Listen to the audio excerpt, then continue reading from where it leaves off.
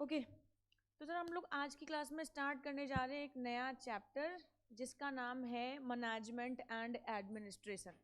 Sir management and administration chapter की अगर हम लोग बात करते हैं तो इस चैप्टर में मैनेजमेंट एंड एडमिनिस्ट्रेशन की बात करते हैं तो इस चैप्टर में total number of section cover. इस चैप्टर की अगर हम लोग बात करें आपकी, क्योंकि मैट में मैनेजमेंट एंड एडमिनिस्ट्रेशन के नाम से चैप्टर होएगा सर, इस चैप्टर में हम लोग इसको दो पार्ट्स में तोड़ेंगे और 88 से लेके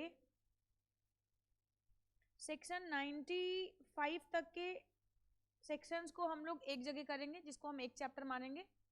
इसको मानेंगे रजिस्टर एंड रिटर्न के नाम से। इस सेक्शन को हम लोग बोलेंगे register and return. And section 96 से लेके सेक्शन 122 तक के सेक्शंस को हम एक जगह करेंगे, यानी चैप्टर का नाम है मैनेजमेंट एंड एडमिनिस्ट्रेशन। और इसमें टोटल नंबर ऑफ सेक्शंस जो हमारे पास कवर होते हैं वो सेक्शन 88 से लेके सेक्शन 122 तक के सेक्शंस कवर होंगे। अच्छा, वैसे तो ज़्यादा कंपनी लॉ में मैंने आप लोगों को पढ़ाया तो मैंने इतना आपको फोकस नहीं करवाया कि आप फोकस करो सेक्शंस पे, बट ये हमारा एक ऐसा चैप्टर होगा जिस पे आप फोकस करेंगे सेक्शंस पे भी। आपको इस चैप्टर के सेक्शंस याद होने चाहिए यार, है ना।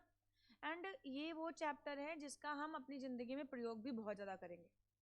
तो सर हम लोग आज की क्लास में टॉपिक जो स्टार्ट करने वाले हैं वो है 96 से लेके 122 तक का सेक्शन। मतलब ये मेरे पढ़ाने का तरीका है, मैं पहले ये पढ़ाऊंगी और उसके बाद वो पढ़ाऊंगी, ठीक है। तो हम लोग आज की क्लास में स्टार्ट कर रहे हैं 96 टू 122 तक के सेक्शंस। सर इन सेक्शंस को मैम इसकी तो हेडिंग आपने दे दी कि रजिस्टर एंड रिटर्न। इसमें ना कंपनी के रजिस्टर एंड रिटर्न कवर होंगे, लेकिन मैम इसमें क्या कवर होएगा, इसमें कंपनी की मीटिंग्स कवर होंगी यार। आई बात समझ में। अब सर 96 से लेके 122 तक के सेक्शंस में हम लोग कंपनी की मीटिंग्स के बारे में डिस्कशन करने वाले हैं। तो सबसे पहले बात कर लेते हैं कि एक कंपनी कितने प्रकार की मीटिंग्स बुलाती है। सर मीटिंग्स की अगर हम लोग यहाँ पे बात करते हैं तो कुछ होती है शेयर होल्डर्स मीटिंग, कुछ होती है बोर्ड्स मीटिंग और कुछ होती है कंट्रीब्यूटरीज मीटिंग। तो इस तरीके से एक कंपनी 3 तरीके की मीटिंग को कंडक्ट करती है। बट 96 से लेके 122 तक के जो सेक्शंस को हम लोग कवर करने के लिए जा रहे हैं, यहाँ पे सिर्फ और सिर्फ शेयर होल्डर्स मीटिंग को ही हम लोग कवर करेंगे। Board meeting and other meetings को हम लोग यहाँ पे कवर नहीं करने वाले। तो सबसे पहले तो आपको ये क्लियर होना चाहिए कि 96 से लेके 122 तक के जो सेक्शंस हम लोग यहाँ पे डिस्कस करने के लिए जा रहे हैं उसमें कौन सी मीटिंग्स के बारे में डिस्कशन होएगा। सिर्फ और सिर्फ शेयर होल्डर्स मीटिंग के बारे में हम डिस्कशन करेंगे और किसी और मीटिंग के बारे में बात नहीं करनी है अभी, ठीक है। तो अगर मैं यहाँ पे बात करूँ काइंड्स ऑफ मीटिंग, तो हमारे पास ना शेयर होल्डर्स मीटिंग होती है, डायरेक्टर्स मीटिंग एंड अदर। तो अदर की तो अपन लोग बात ही नहीं करेंगे, डायरेक्टर्स मीटिंग की भी बात इस चैप्टर में नहीं करने वाले, अगले किसी चैप्टर में करेंगे तो देखा जाएगा। सर शेयर होल्डर मीटिंग की बात करते हैं तो एक कंपनी के लिए ये मैंडेटरी किया गया कि अगर आप इन्वेस्टर से पैसा लेते हो और उन्होंने आपकी कंपनी में पैसा लगाया है, वो आपकी कंपनी के इक्विटी होल्डर हैं, तो आपकी ये जिम्मेवारी बनती है कि भाई एक मीटिंग बुलाओ और उस एक मीटिंग में उन्हें बताओ कि उनका जो पैसा है वो कहाँ लगाया आपने, उनसे रिजल्ट क्या आए हैं, कितना रेवेन्यू जनरेट हुआ है, उसमें से कितना प्रॉफिट आप डिस्ट्रीब्यूट कर रहे हो, कंपनी की राइट नाउ फाइनेंशियल पोजीशन क्या है। तो इन सभी चीज़ों के बारे में आपको बताना पड़ेगा इन्वेस्टर्स को, यानी कि जो इन्वेस्टर्स पैसा लगाते हैं इक्विटी के फॉर्म में वो कंपनी के मेंबर्स बन जाते हैं। तो बेसिकली मैं मेंबर्स मीटिंग की बात कर रही हूँ, शेयर होल्डर्स मीटिंग की बात कर रही हूँ। तो शेयर होल्डर का ये राइट होता है कि अगर उन्होंने कंपनी में पैसा लगाया है तो कंपनी हमारे पैसों का कहाँ यूज़ कर रही है, कितना प्रयोग किया है, कैसे प्रयोग कर रही है, उनसे आउटकम्स क्या आ रहे हैं, फाइनेंशियल पोजीशन राइट नाउ क्या है, आगे परपीचुअल सक्सेशन फॉलो करेंगे कि नहीं करेंगे, कंपनी के गोइंग कंसर्न भी तो क्वेश्चन नहीं है। तो ये सभी चीज़ें हम लोग डिस्कस करते हैं।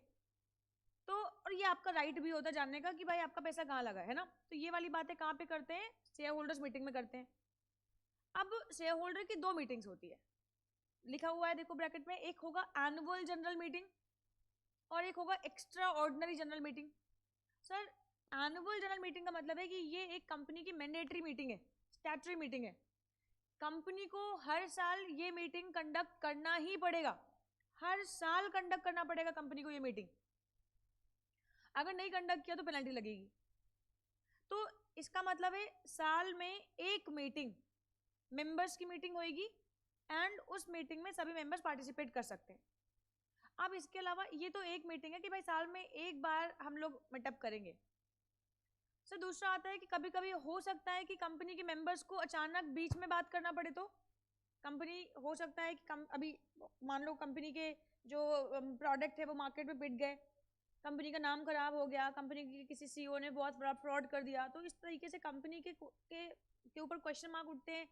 अब आप लोगों का पैसा कंपनी में लगा हुआ है और कोई बड़ा फ्रॉड किया कंपनी ने, तो कंपनी को फिर वाइंडिंग अप करवाया जाएगा, लिक्विडेट करवाया जाएगा। तो आप लोगों को क्वेश्चन भी पूछने का राइट होगा, भाई क्यों हुआ, किसने किया, कैसे किया, अब क्या होगा, एंड सो ऑन। तो कभी कभी साल के बीचों बीच में मेंबर्स को भी कंपनी से बात करने का होता है कि भाई कंपनी डिविडेंड डिस्ट्रीब्यूट नहीं कर रही है या कंपनी ने फाइनेंशियल पोजीशन में कुछ गड़बड़ दिखा रखा है, तो आप भी कंपनी को बोल सकते हो कि भाई मीटिंग बुलाओ, अपन को बात करनी है। तो जब मेंबर्स कंपनी को कहते हैं कि बुलाओ मीटिंग बात करनी है, तो ये एक्स्ट्रा ऑर्डिनरी जनरल मीटिंग हो सकती है कि भाई एनुअल जनरल मीटिंग साल में एक बार होगी, लेकिन हो सकता है कि एनुअल जनरल मीटिंग हो गई, उसके बाद कोई मैटर है, कुछ डिस्कशन करने हैं आपको, कोई बात रह गई है, कुछ कंपनी ने छुपाया है, कोई फ्रॉडलेंट एक्टिविटी कंपनी कर रही है, ये बात नॉलेज में आ गई है, तो मेंबर्स क्या करते हैं, बुला सकते हैं कि कंपनी को बोल सकते हैं भाई मीटिंग बुलाओ। तो ये एक्स्ट्रा ऑर्डिनरी जनरल मीटिंग हो गई। इसके अलावा हो सकता है कि बोर्ड ऑफ डायरेक्टर्स को मेंबर्स को कोई बात बीच में बतानी हो, तो भाई कोई ना कोई तो प्रावधान होना चाहिए ना जिसे मेंबर को बुला सके। तो डायरेक्टर्स को भी अगर मेंबर से कोई बात करनी है, मेंबर्स को अगर डायरेक्टर से कोई बात करनी है, और एनुअल जनरल मीटिंग अभी दूर है या अभी अभी हो चुकी है, तो इन बिटवीन 2 AGM अगर साल के बीचों बीच में कोई बात करनी है director company to member, member to company, तो हम लोग एक्स्ट्रा ऑर्डिनरी जनरल मीटिंग का सहारा लेते हैं। बोलो कहानी समझ में आती है? सेक्शन 96 का प्रोविजन है एनुअल जनरल मीटिंग का। सेक्शन 100 में डिस्कस करेंगे एक्स्ट्रा ऑर्डिनरी जनरल मीटिंग के बारे में। इतनी कहानी समझ में आ रही है? हम लोग क्या डिस्कस करने जा रहे हैं? मीटिंग्स के बारे में पढ़ने जा रहे हैं। कौन सी मीटिंग के बारे में पढ़ने जा रहे हैं? शेयर होल्डर की मीटिंग के बारे में पढ़ने जा रहे हैं।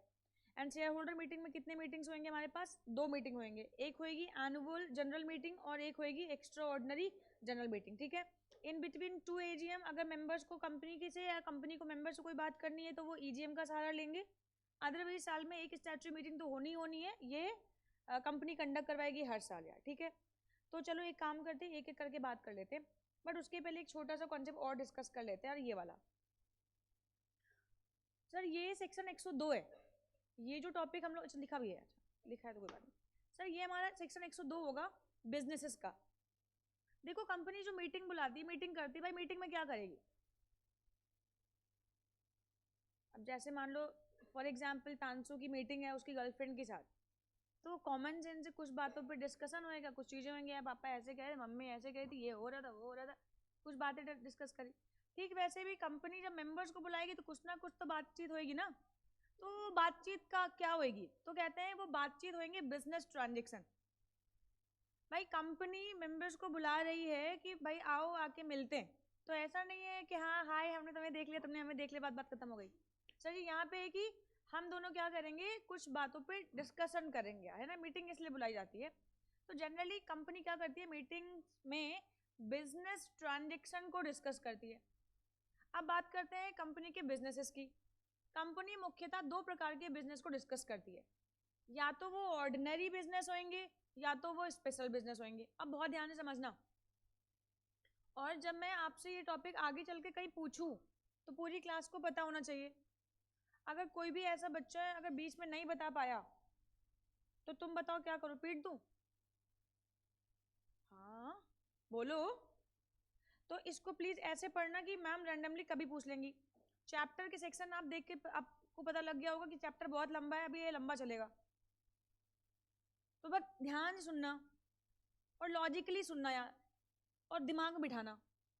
सर कंपनी मीटिंग्स में बिजनेस को डिस्कस करती है। कितने प्रकार के बिजनेस होते हैं कंपनी में? 2 प्रकार के। कौन कौन से? Ordinary business and special business.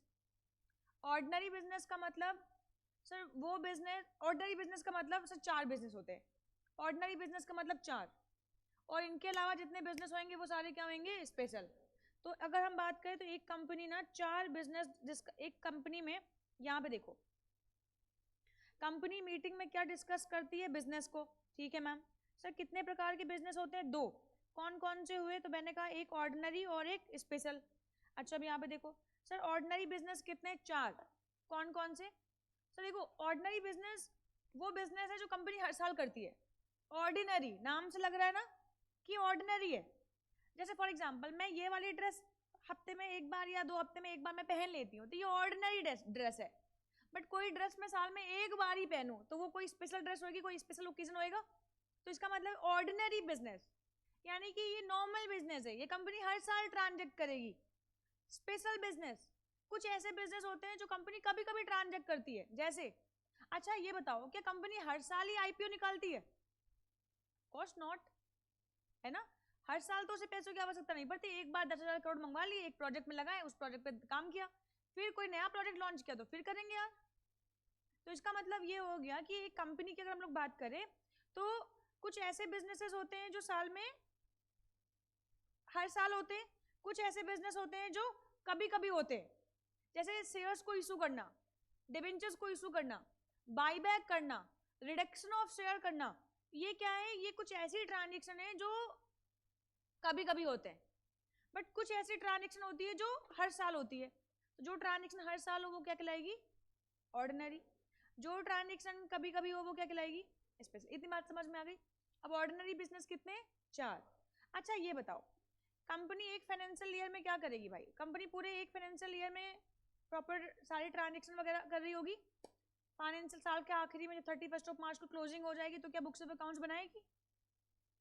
अगर कंपनी बुक्स ऑफ अकाउंट्स बनाएगी तो इसका मतलब फाइनेंशियल स्टेटमेंट तो हर साल ही बनाएगी ना। अब फाइनेंशियल स्टेटमेंट को हर साल उसको इन्वेस्टर्स को शो करना पड़ेगा, मेंबर्स को, है ना।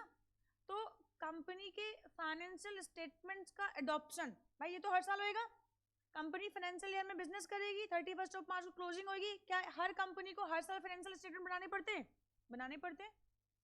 तो अगर एक कंपनी को हर साल फाइनेंशियल स्टेटमेंट बनाने पड़ते हैं तो वो फाइनेंशियल स्टेटमेंट शो भी करने पड़ेंगे आपको। तो वो फाइनेंशियल स्टेटमेंट शो करेगी यानी जनरल मीटिंग में आपको दिखाएगी, आप देखोगी कंपनी की फाइनेंशियल पोजीशन है एंड आप उस पर सहमति जताते हो। This is called adoption of accounts. तो कंपनी की ये वाली चीज तो हर साल होने वाली है, adoption of accounts. Adoption of accounts, preparation of financial statements and adoption of accounts company ये हर साल करेगी। बोलो ये बात समझ में आती है? सर डिस्ट्रीब्यूशन ऑफ डिविडेंड भाई हर साल कंपनी कुछ एक्टिविटीज करेगी, उनसे प्रॉफिट कमाएगी। तो वो प्रॉफिट किसकी वजह से हो रहा है? मेंबर्स ने पैसा लगा रखा है। तो अगर मेंबर्स ने पैसा लगा रखा है तो कॉमन सेंस है भाई उनको पैसा भी तुमको उनको रिटर्न भी तो चाहिए। तो डिस्ट्रीब्यूशन ऑफ डिविडेंड क्या ये हर साल होएगा? हर साल होएगा। डिस्ट्रीब्यूशन ऑफ डिविडेंड हर साल होएगा। अपॉइंटमेंट ऑफ ऑडिटर तो ये हर साल होएगा यार। अपॉइंटमेंट ऑफ डायरेक्टर ये हर साल होएगा यार। तो इसका मतलब ये क्या है? ये ऑर्डिनरी बिजनेस है यार। तो अभी ये 4 बिजनेस ऑर्डिनरी, इनको प्यार से नाम दिया अड्डा।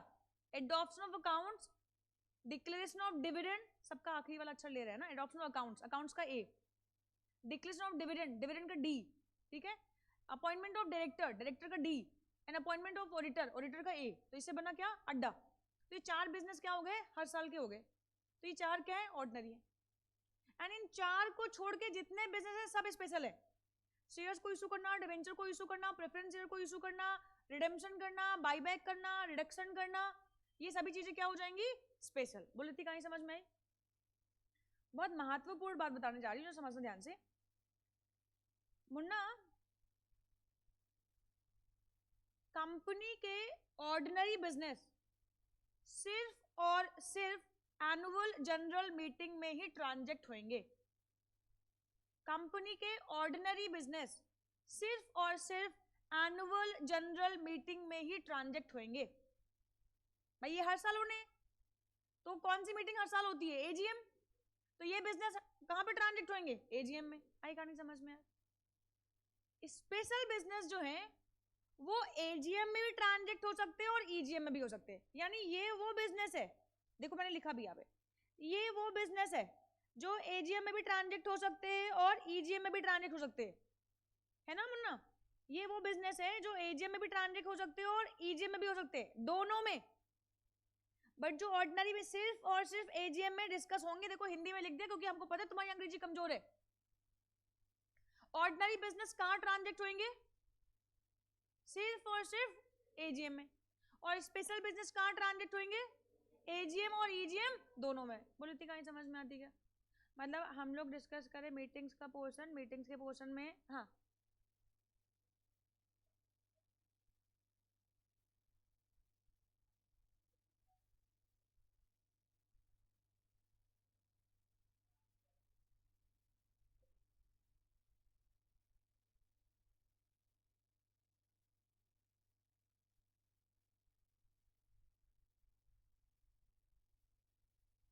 अपॉइंटमेंट, तो एक बच्चे का बस डाउट आ गया तो बस मैं इसलिए ले रही हूँ, ये अपने फाइनल्स में आप पढ़ते हो, आप फाइनल्स का ज्ञान हमसे अभी मांग रहे हो यार, उसकी पैसे भी नहीं दिए तुमने यार। Sir appointment of director, of course ये कहाँ पे होता है, एनुअल जनरल मीटिंग में होता है। अब ये भैया कह रहे हैं मान लो कोई डायरेक्टर की डेथ हो जाए, अब अगर कोई डायरेक्टर की डेथ हो जाती है तो इस सिचुएशन में इसको बोलते हैं casual vacancy, and casual vacancy board of directors fill कर सकते हैं, ठीक है। तो वैसे तो अपॉइंटमेंट ऑफ डायरेक्टर होगा जनरल मीटिंग में, एनुअल जनरल मीटिंग में, बट इन केस अगर मान लो कोई डायरेक्टर की डेथ हो गई या उसने रिजाइन कर दिया या उसको इंसैनिटी आ गई, तो इस सिचुएशन में बोर्ड ऑफ डायरेक्टर्स इस वैकेंसी को फिल कर सकते हैं। इस वैकेंसी को बोलते हैं कैजुअल वैकेंसी, रेजिग्नेशन, टर्मिनेशन या डेथ या इंसैनिटी, इनकी वजह से अगर डायरेक्टर छोड़ के गया है तो इस सिचुएशन में ये हो जाएगा casual vacancy, and casual vacancy is always always always filled by the board of director, फिर चाहे वो ऑडिटर की कैजुअल वैकेंसी हो और चाहे वो डायरेक्टर की हो। लेकिन हम तुम्हें एक ज्ञान और देना चाहेंगे, आ जाओ।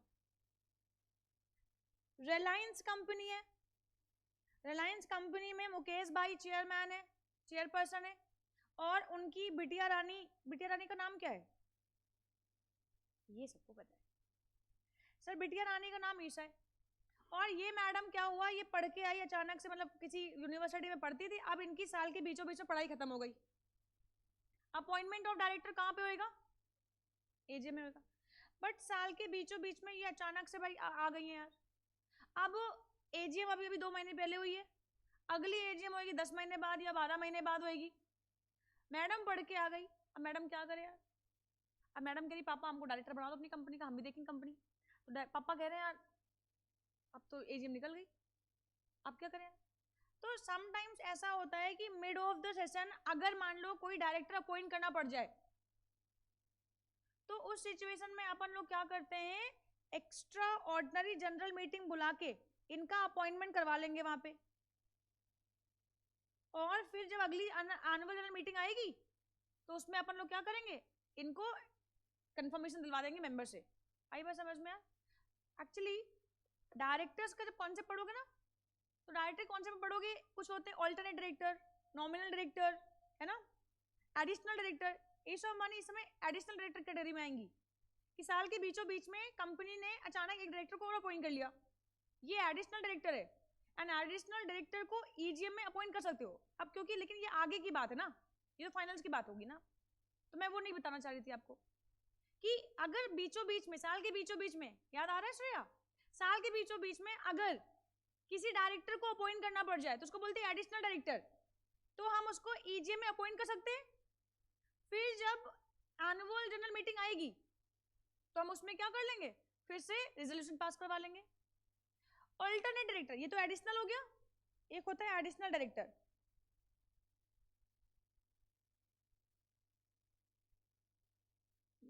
क्या रहा है बहुत, अब पढ़ लो, सुन लो, भैया ने क्वेश्चन पूछा है।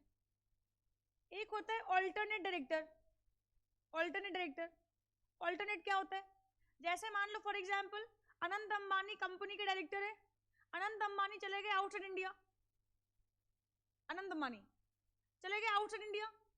अब इस सिचुएशन में क्या हुआ, वो कंपनी के डायरेक्टर है, एंड कंपनी के डायरेक्टर्स की जो मीटिंग होती है वो साल में 4 बार होती है। बोर्ड मीटिंग कितनी बार होगी, 4 बार, and gap between 2 meetings not more than 120 दिन। खा जाओगे तुम लोग यार अभी। Gap between 2 meeting not more than 120 दिन। अब भैया 6 महीने के लिए चले गए यूरोप घूमने के लिए, शादी हो गई, अभी ब्याह हुआ है नया नया, तो ये सिचुएशन में भाई डायरेक्टर की मीटिंग होगी तो कोई तो होना चाहिए इनकी जगह पे, तो इनकी जगह पे किसी डायरेक्टर को अपॉइंट कर लिया। अगर कोई डायरेक्टर 3 महीने से ज्यादा आउटसाइड इंडिया है तो बीच में किसी डायरेक्टर को अपॉइंट किया तो उसको ऑल्टरनेट डायरेक्टर बोलते हैं। ये भी कहां पे अपॉइंट हो सकता है? और बता दूं, एक होता है नॉमिनल डायरेक्टर। नहीं अब पढ़ लो यार, अब लगे हाथ पढ़ा देते यार। नॉमिनल डायरेक्टर ये कौन होता है बेटा? जैसे मान लो रिलायंस कंपनी है, ये कंपनी ने पंजाब नेशनल बैंक से 10,000 करोड़ रुपए विड्रॉ, 10,000 करोड़ रुपए बोरो किया। ये बताओ बैंक का दिल धक धक करेगा कि नहीं करेगा?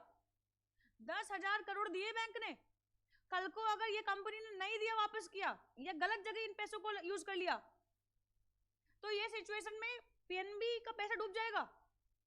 फिर पीएनबी अपने स्टेक होल्डर्स के लिए आंसरेबल होएगा। तो पीएनबी कहता है मोटा भाई से कि मोटा भाई तुम अपने बोर्ड में ना हमारे भी आदमी को बिठा लो। तो रिलायंस कंपनी के साइड से एक ऑफिसर टाइप का आदमी जाता है और वो कहां बैठता है? कंपनी के बोर्ड में। इसको क्या बोलते हैं अपन लोग? Nominal director. समझा क्या? तो इस तरीके से वैरायटीज ऑफ, मतलब अभी बहुत कम हाँ नॉमिनी है, नॉमिनल नहीं है। हाँ सॉरी, हाँ बताओ, सॉरी। जी सर जैसे आनंद भैया वापस आए गए। नहीं अच्छी बात, देखो किसी ने क्वेश्चन नहीं पूछा ये वाली बात, उसके दिमाग में क्वेश्चन आया। वो क्वेश्चन कब आएगा? जब आप एक्चुअल में पढ़ रहे होगे तब आपको क्वेश्चन आएगा। अब वो पढ़ रहा था तो उसको क्वेश्चन आया कि मैम अगर मान लो डायरेक्टर चला जाए तो क्या हम अगली एग्जाम का वेट करेंगे? बहुत जेन्युइन क्वेश्चन आया उसके साइड से यार, बिल्कुल सही बात। क्योंकि अगर मैंने आपसे कहा है कि डायरेक्टर का अपॉइंटमेंट कहाँ पे होगा, मैंने आपसे कहा है कि अगर डायरेक्टर का अपॉइंटमेंट, बकवास करोगे यार, अगर डायरेक्टर का अपॉइंटमेंट एजीएम में होएगा और अगर एक डायरेक्टर मर गया तो वाकई में यार सोचने वाली बात है, क्या अगले एजीएम में अपॉइंट करेंगे? नहीं हम कर लेंगे और उसको क्या बोलेंगे? एजीएम में अपॉइंट करेंगे यार। बहुत बेवकूफ है यार। इतनी काई समझ में आ गई यार? तो अभी हम वापस आ जाते हैं, है ना, डायरेक्टर बाद में खेलेंगे हम। सर मीटिंग्स की बात कर रहे हैं, तो मीटिंग्स में क्या ट्रांजेक्ट करते हैं? बिजनेस कितने प्रकार के होंगे? 2। कौन से? और स्पेशल। ऑर्डिनरी बिजनेस में कितने? 4। कौन से? Adoption of accounts, appointment of director, declaration of dividend, appointment of, और स्पेशल बिजनेस क्या है? Other than 4। ठीक है ना यार? ओके अब हम लोग बात कर रहे हैं सर सेक्शन 96 की बात कर रहे हैं। स्टार्ट करते हैं टॉपिक। सर सेक्शन 96 में हम लोग किसकी बात कर रहे हैं? एजीएम की बात कर रहे हैं, एनुअल जनरल मीटिंग की बात कर रहे हैं। और अगर एनुअल जनरल मीटिंग की हम लोग बात करते हैं तो एक कंपनी ना एनुअल जनरल मीटिंग कब बुलाएगी, जरा इसको ध्यान से समझना, फिर बाद में लिखने का टाइम दूंगी। सर एक कंपनी एनुअल जनरल मीटिंग कब बुलाएगी? देखो अब एनुअल जनरल मीटिंग में हम 2 तरीके की मीटिंग्स की बात करेंगे। एक होती है फर्स्ट मीटिंग और होती है फिर सब्सिक्वेंट मीटिंग। एक्चुअली कंपनी का होता है परपीचुअल सक्सेशन, तो company infinite number of years तक के लिए सर्वाइव कर सकती है। तो 2 3 4 5 6 7 8 9 ऐसे तो गिनती करते रह जाएंगे। तो इसलिए कहते हैं जब कंपनी ना एजीएम की अगर हम बात करेंगे तो 2 एजीएम देखेंगे, first AGM and subsequent AGM, क्योंकि 1 2 3 4 तो बहुत गिनती हो जाएंगे, तो इसलिए हम लोग नाम देते हैं सब्सिक्वेंट। फर्स्ट एजीएम का मतलब होता है जब कंपनी इनकॉर्पोरेट होती है, तो इनकॉर्पोरेशन के तुरंत बाद जब कंपनी पहली बार मीटिंग बुलाती है तो उसको बोलते हैं फर्स्ट एनुअल जनरल मीटिंग, और उसके बाद जितनी मीटिंग आती है वो सारी हो जाती है सब्सिक्वेंट। अब अगर फर्स्ट मीटिंग की हम लोग बात करते हैं तो फर्स्ट मीटिंग के लिए कहा गया कि फर्स्ट मीटिंग कब होएगी, आपको डेट याद रखनी है। First meeting must be held with in 9 months from the end of the financial year. इसका मतलब मैम क्या हुआ? इसका मतलब बेटे ये हुआ कि मान लो फॉर एग्जाम्पल एक कंपनी है ABC लिमिटेड। ABC लिमिटेड ने इसका एक कंपनी है, मान लो ABC लिमिटेड, ये इनकॉर्पोरेट होती है अगस्त 2025 को। अगर ये कंपनी अगस्त 2025 को इनकॉर्पोरेट होती है और आपसे पूछते हैं कि इसकी फर्स्ट एनुअल जनरल मीटिंग कब होएगी, तो आपको बताना है कि first meeting must be held with in 9 months from the end of the financial year. सबसे पहले तो मुझे ये बताओ, ये अगस्त 2025 को इनकॉर्पोरेट हुई है, तो इसका जो फाइनेंशियल ईयर होएगा वो कौन सा होएगा? जल्दी से बताओ, कौन सी फाइनेंशियल ईयर में इनकॉर्पोरेट हुई है? 25-26 ना भाई, ये ईयर 1 अप्रैल 2025 को स्टार्ट हुआ होगा, 31 मार्च 26 को क्या हो जाएगा, एंड हो जाएगा। तो इसका मतलब है एंड हुआ 31 मार्च 2026 को, एंड वहां से 9 मंथ कितने होंगे यार, 31 दिसंबर, 31 दिसंबर 2026, यानी कि फर्स्ट मीटिंग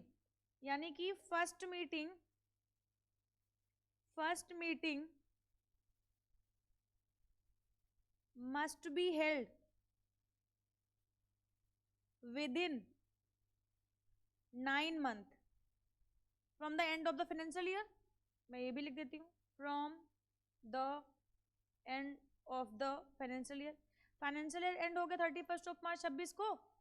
अब यहाँ से 9 मंथ जरा सा आओ, अप्रैल मई जून जुलाई अगस्त सितंबर अक्टूबर नवंबर दिसंबर, यानी दिसंबर 31 के बाद फिर मीटिंग नहीं हो सकती। फर्स्ट मीटिंग जो है वो आपको कंडक्ट करनी पड़ेगी हर हाल में, किस डेट पे, 31 दिसंबर तक, यानी अप्रैल, देखो ईयर एंड हो गया 31 मार्च 2026, इसके बाद से आप मीटिंग को कभी भी बुलाओ, ठीक है। अप्रैल में कर लो, मई में कर लो, जून में कर लो, जुलाई में कर लो, बट दिसंबर के बाद नहीं होगी। तो क्या लिखा कि मीटिंग कब होएगी, first meeting must be held with in 9 month from the end of the financial year. बोलो कहानी समझ में आई क्या? कंपनी इनकॉर्पोरेट होने के बाद जब पहली मीटिंग बुलाएगी तो ये क्राइटेरिया है, ये आपको हमेशा ध्यान रखना है। अब बात करते हैं, हम लोग सब्सिक्वेंट मीटिंग पे आते हैं। सब्सिक्वेंट मीटिंग की हम लोग अगर बात करेंगे, सब्सिक्वेंट मीटिंग में 3 क्राइटेरिया दे रखे हैं। अभी वो 3 क्राइटेरिया क्या है सर? कहते हैं सब्सिक्वेंट मीटिंग की अगर बात करते हैं, यानी फर्स्ट मीटिंग के बाद, अब अगले फाइनेंशियल ईयर के लिए जब मीटिंग बुलाई जाएगी, एजीएम बुलाई जाएगी, तो ये कहते हैं कि gap between 1 meeting must be held in 1 calendar year, मतलब 1 meeting in each calendar year, 1 meeting in each calendar year. Her calendar year में एक मीटिंग का होना मैंडेटरी है, तो कैलेंडर ईयर वाला क्राइटेरिया आप ध्यान रखेंगे। दूसरा कहते हैं gap between 2 meetings not more then 15 months, and तीसरा बोलते हैं कि meeting should be held with in 6 month from the end of the financial year. अब बच्चे मेरे पास आते हैं, मैम ये कैसे हो सकता है यार कि 1 meeting in each calendar year, gap between 2 meeting not more then 15 महीने, तो 15 महीने का गैप हो गया, तो 1 कैलेंडर ईयर के बियॉन्ड भी जा सकते हैं। फिर कहते हैं meeting should be held with in 6 month from the end of the financial year, तो इस वाले पॉइंट ने तो रिस्ट्रिक्ट ही कर दिया। जब भी लॉ में किसी टॉपिक को पढ़ने पे कॉन्फ्लिक्शंस क्रिएट हो, जब भी कोई प्रॉब्लम क्रिएट हो, तो आपको ये बात हमेशा ध्यान रखनी है कि हमें किसी भी प्रोविजन को ओवररूल नहीं करना है, हमें किसी प्रोविजन को ओवररूल नहीं करना है, क्योंकि लॉ मेकर्स ने जितनी भी बातें लिखी हैं कुछ ना कुछ सोच समझ के लिखा है। तो अब अगर मैं ये वाला फॉलो करती हूँ तो वो गैप बिटवीन 15 महीने इरेलीवेंट हो जाता है, और अगर मैं सबसे पहला फॉलो करती हूँ तो कहीं ना कहीं दूसरे तीसरे में कॉन्फ्लिक्शन आ जाती है। तो ये कहते हैं कि भाई देखो, हार्मोनियस कंस्ट्रक्शन, लॉ को इंटरप्रेट करने के लिए, लॉ को पढ़ने के लिए एक नियम है जिसको बोलते हैं हार्मोनियस कंस्ट्रक्शन। ये नियम कहता है कि जब दो प्रोविजन आपस में कॉन्फ्लिक्शन क्रिएट करे तो बैलेंस बनाओ। तो बैलेंस बनाने के लिए क्या करें भाई? वेरी सिंपल यार, देख लो इन तीनों में कोई एक डेट कॉमन होएगी यार।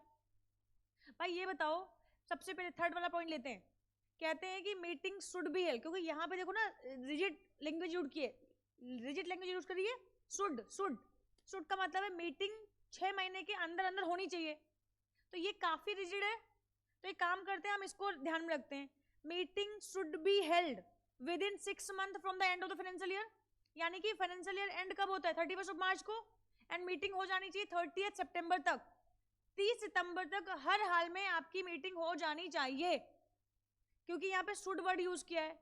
पहले वाले पॉइंट में लिखा है सिर्फ इतना कि 1 meeting in each calendar year, दूसरे वाले में लिखा हुआ है gap between 2 meetings not more then 15 महीने। तो 1 और 2 में कोई शुड और मस्ट नहीं लिखा है, बट थर्ड वाले में लिखा है मीटिंग शुड बी हेल्ड, तो हम इसको ध्यान में रखते हैं।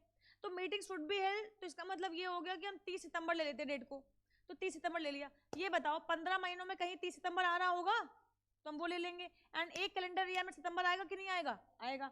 तो इसका मतलब है हमने तीनों में से एक कॉमन डेट निकाल ली, और फिर कहा कि meeting must be held with in 6 month from the end of the financial year. बोलो कहानी समझ में आई क्या?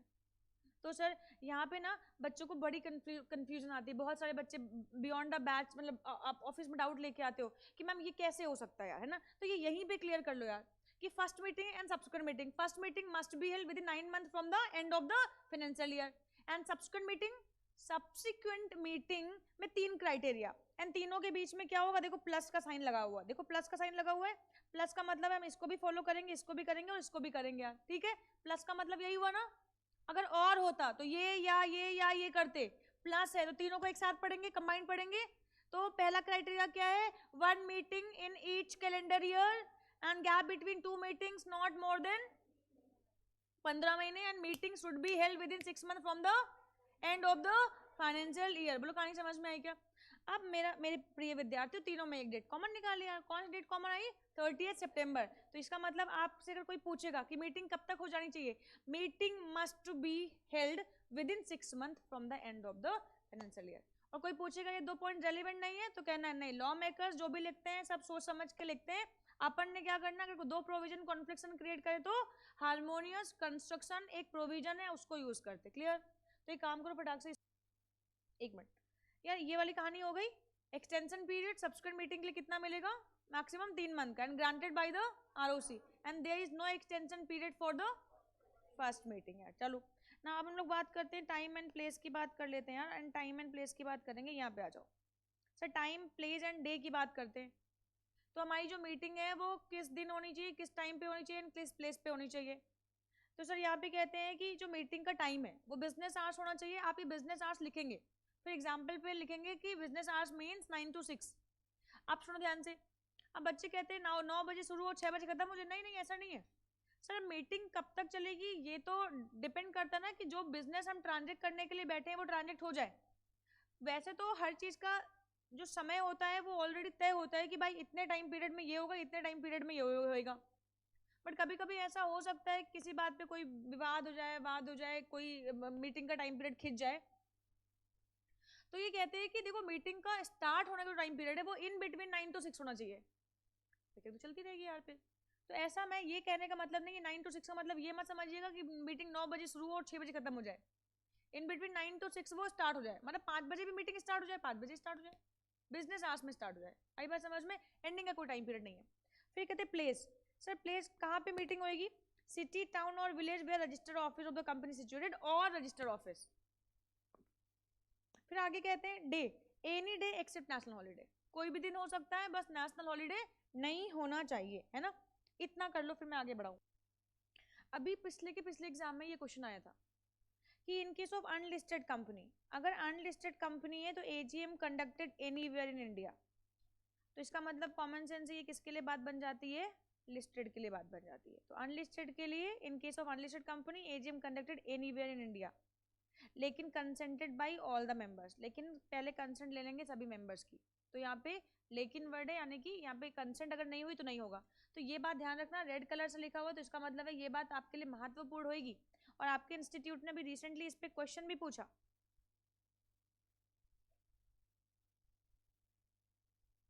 कि in case of unlisted company AGM conducted anywhere in India but consented by all the members, and इसके देखो important लिखवा भी दिया था मैंने यार, देखो,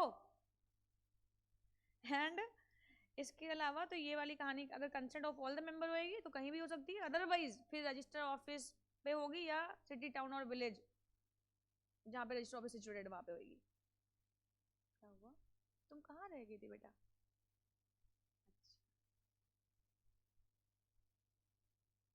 इतना खुश क्यों तुम ट्रैफिक में थी, तो थक गई हो?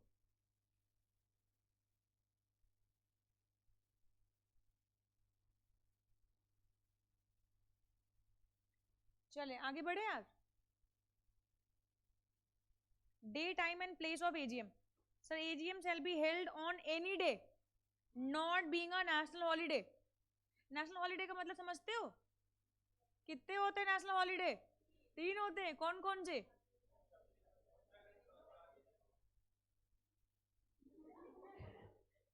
Two AGMs can be held on the same day provided separate notices are issued। चलो एक काम करो, इस नोट को जहाँ पे आप नोट बना रहे हो, चलो इसको लिखो फटाक से रेड पेन से। 2 AGMs can be held on the same day मतलब हो सकता है पिछले साल की एजीएम और इस साल की एजीएम साथ ही साथ पड़ जाए, तो क्या ऐसा हो सकता है? हो सकता है, लेकिन सेपरेट सेपरेट नोटिसेस देने पड़ेंगे। 2 AGM can be held on the same day provided separate notices are issued therefore। हाँ जी सर, ये वाला नोट लिखना है, ये तो लिख चुके हो ना, ये लिख चुके हो बेटे, ये लिखना है खाली, ये वाला note. 2 AGM can be held on the same day provided separate notices are issued। कोई एजीएम थी जो पिछले साल की थी और कोई एजीएम इसी साल हम लगे हाथ कर रहे हैं और दोनों एक्सटेंड होके सेम डे पे आ गई, सेपरेट नोटिस देके सेम डे पे मीटिंग करवा सकते हो। बहुत इंपॉर्टेंट बात है ये, महत्वपूर्ण।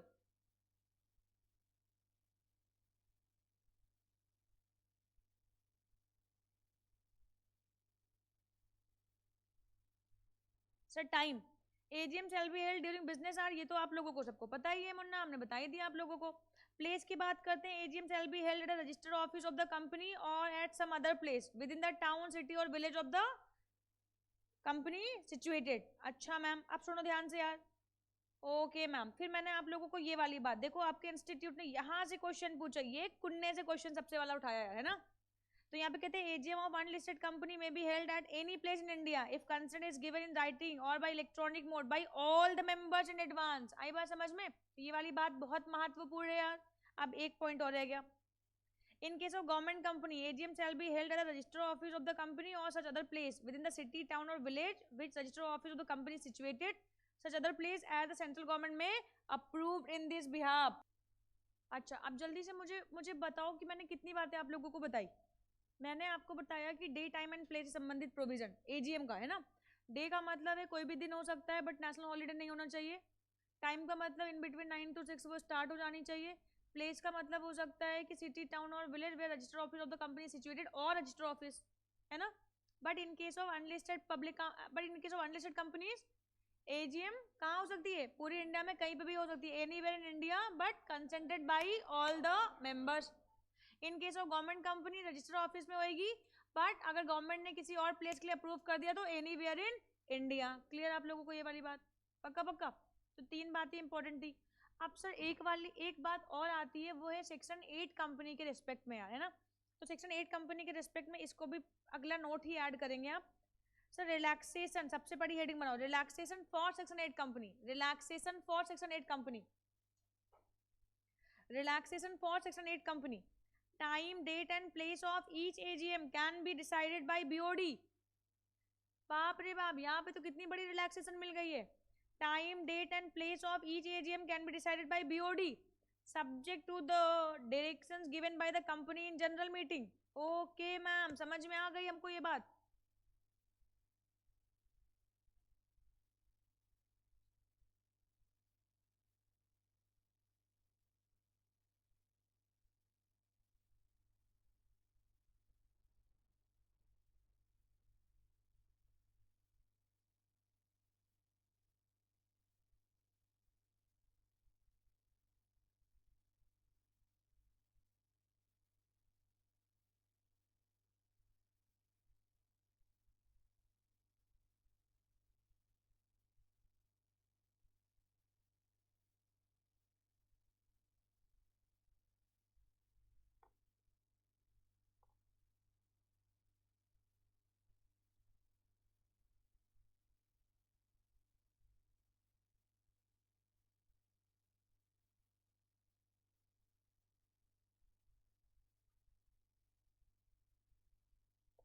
आगे बढ़े बेटा।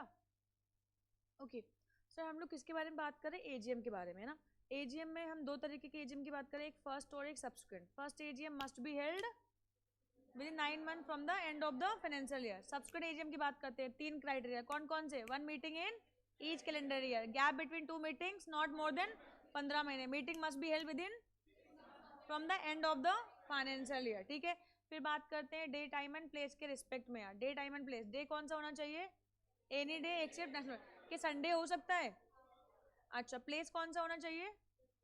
रजिस्टर ऑफिस और सिटी टाउन और village of the register office where situated, ठीक है। फिर तीसरा क्या था? टाइम, टाइम होता है 9 to 6, ठीक है। क्या सेक्शन 8 कंपनी की कोई रिलैक्सेशन है? यस, टाइम एंड प्लेस सब कुछ कौन डिसाइड कर सकता है? बीओडी। सर यहाँ पे तीनों चीजें लिखी हैं, सर टाइम भी, डेट भी और प्लेस भी, यानी कि इनके लिए तो कोई लोचा इन लफड़ा ही नहीं है, है ना। बस आपने जनरल मीटिंग में अप्रूवल ले ली हो और आप डिसाइड कर सकते हो, कोई दिक्कत की बात नहीं है। क्लियर आप लोगों को ये बात? सर अब कुछ महत्वपूर्ण केस स्टडी की बात करेंगे यार। मीटिंग कहते हैं एडजमेंट की, तो ये आपको लिखना नहीं है अभी। क्या मीटिंग एडजन हो सकती है? कहते हैं the meeting adjourn to the next calendar year does not become the meeting of that year. पहले इसको समझो, क्या मीटिंग एडजन हो सकती है? हो सकती है। क्या मीटिंग एडजन हो सकती है? हो सकती है। अब मान लो फॉर एग्जांपल एक कैलेंडर ईयर की मीटिंग थी, वो अगले कैलेंडर ईयर में एडजन हो गई, तो इस कैलेंडर ईयर की मीटिंग अगर अगले कैलेंडर ईयर में एडजन हो गई है तो क्या ये इस कैलेंडर ईयर की मीटिंग कहलाएगी? The answer is no. जिस कैलेंडर ईयर की मीटिंग एडजन होके गई है तो जिस कैलेंडर ईयर की है वो उसी कैलेंडर ईयर की कहलाएगी। मीटिंग एडजन हो सकती है? हो सकती है। मीटिंग एडजन होने के वेरियस रीजन हो सकते हैं, जैसे कंपनी के books of accounts investigating officers ले गए, कंपनी के ऊपर कोई इंक्वायरी बैठ गई, कोई इनकम टैक्स डिपार्टमेंट से लोग आ गए, वो ले गए यार बुक्स ऑफ अकाउंट्स उठा के यार। तो जब कंपनी के बुक्स ऑफ अकाउंट्स नहीं है तो कंपनी मीटिंग कहाँ से बुला लेगी यार? नहीं बुला पाएगी। तो ये केस में कंपनी की मीटिंग्स एडजन हो जाते हैं यार, समझा क्या?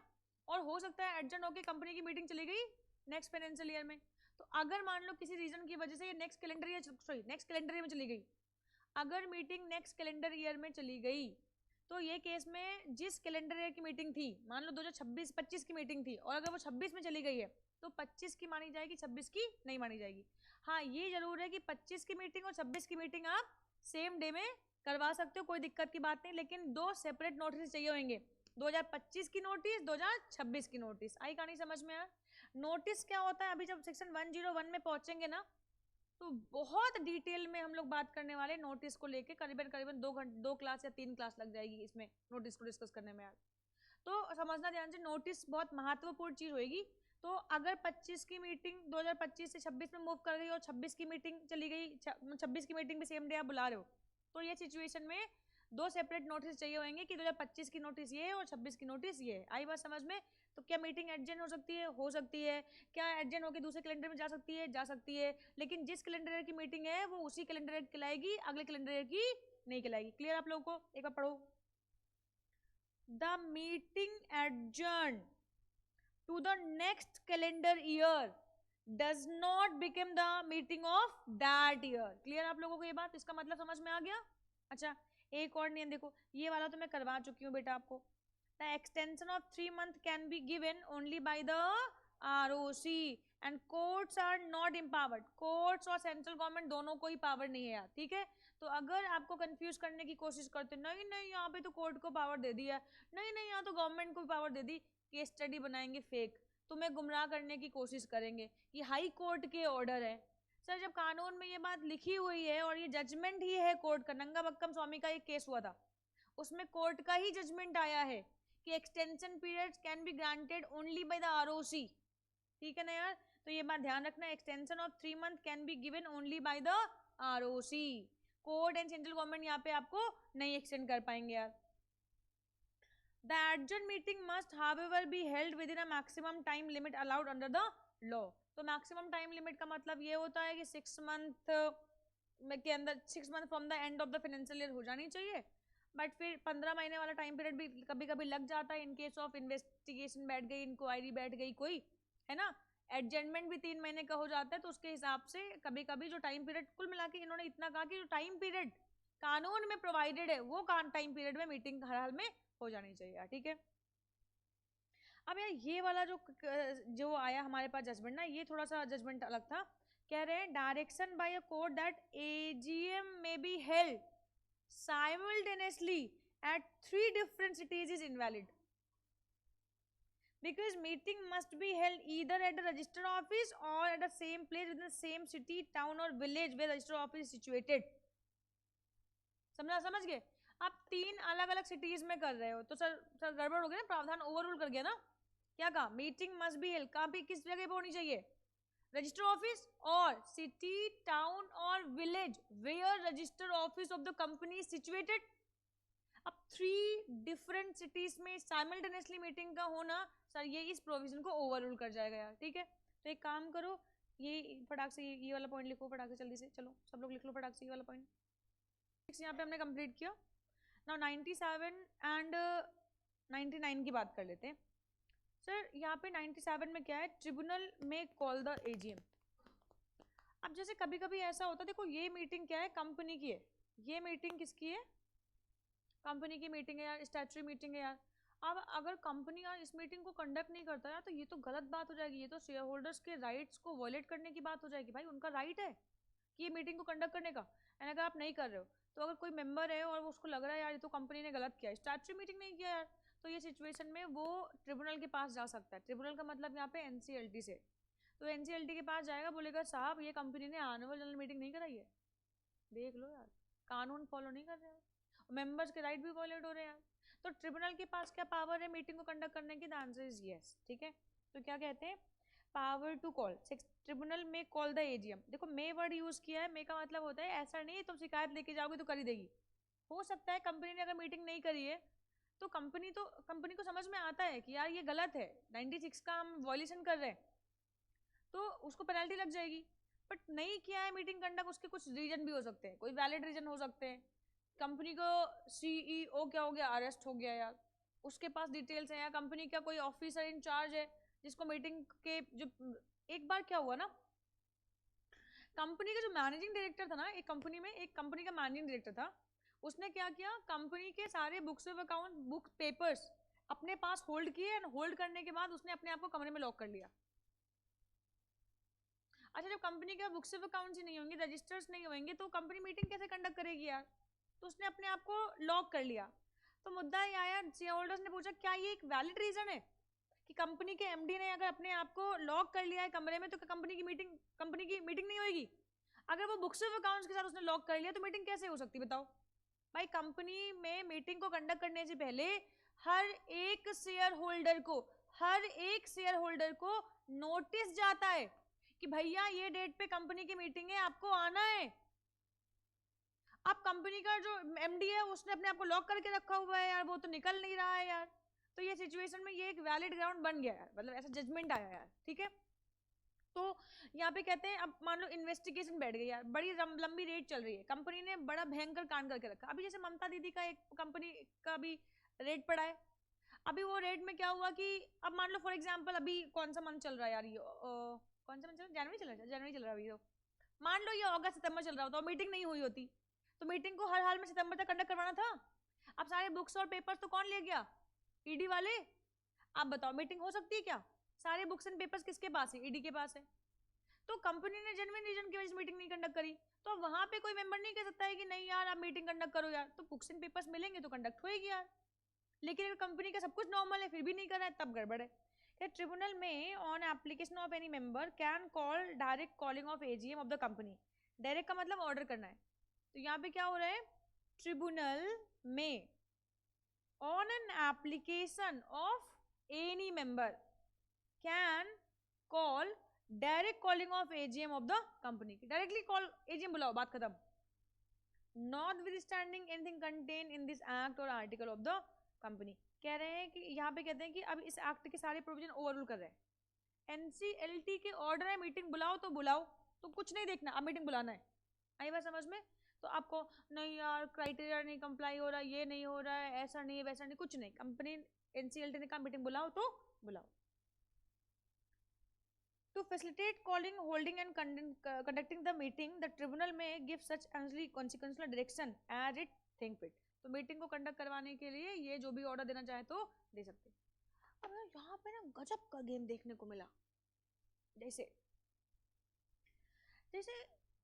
ऐसा होता है कि यार ये बताओ, जैसे इस क्लास को कंडक्ट करने के लिए इतने सारे बच्चे बैठे हुए यार, इस क्लास को कंडक्ट करने के लिए जैसे मान लो मैं आज एक बहुत महत्वपूर्ण चैप्टर पढ़ा रही हूँ, तो ये चैप्टर में भाई सबका इंटरेस्ट है।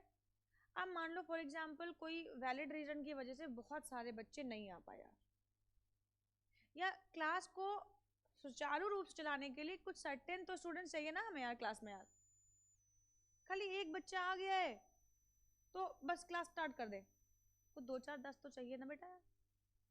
ठीक वैसे ही मीटिंग को कंडक्ट करने के लिए 2 4 10 मेंबर तो चाहिए होते ना बेटा। एक्चुअली होते minimum number of members required for conducting the meeting, इसको बोलते हैं कोरम।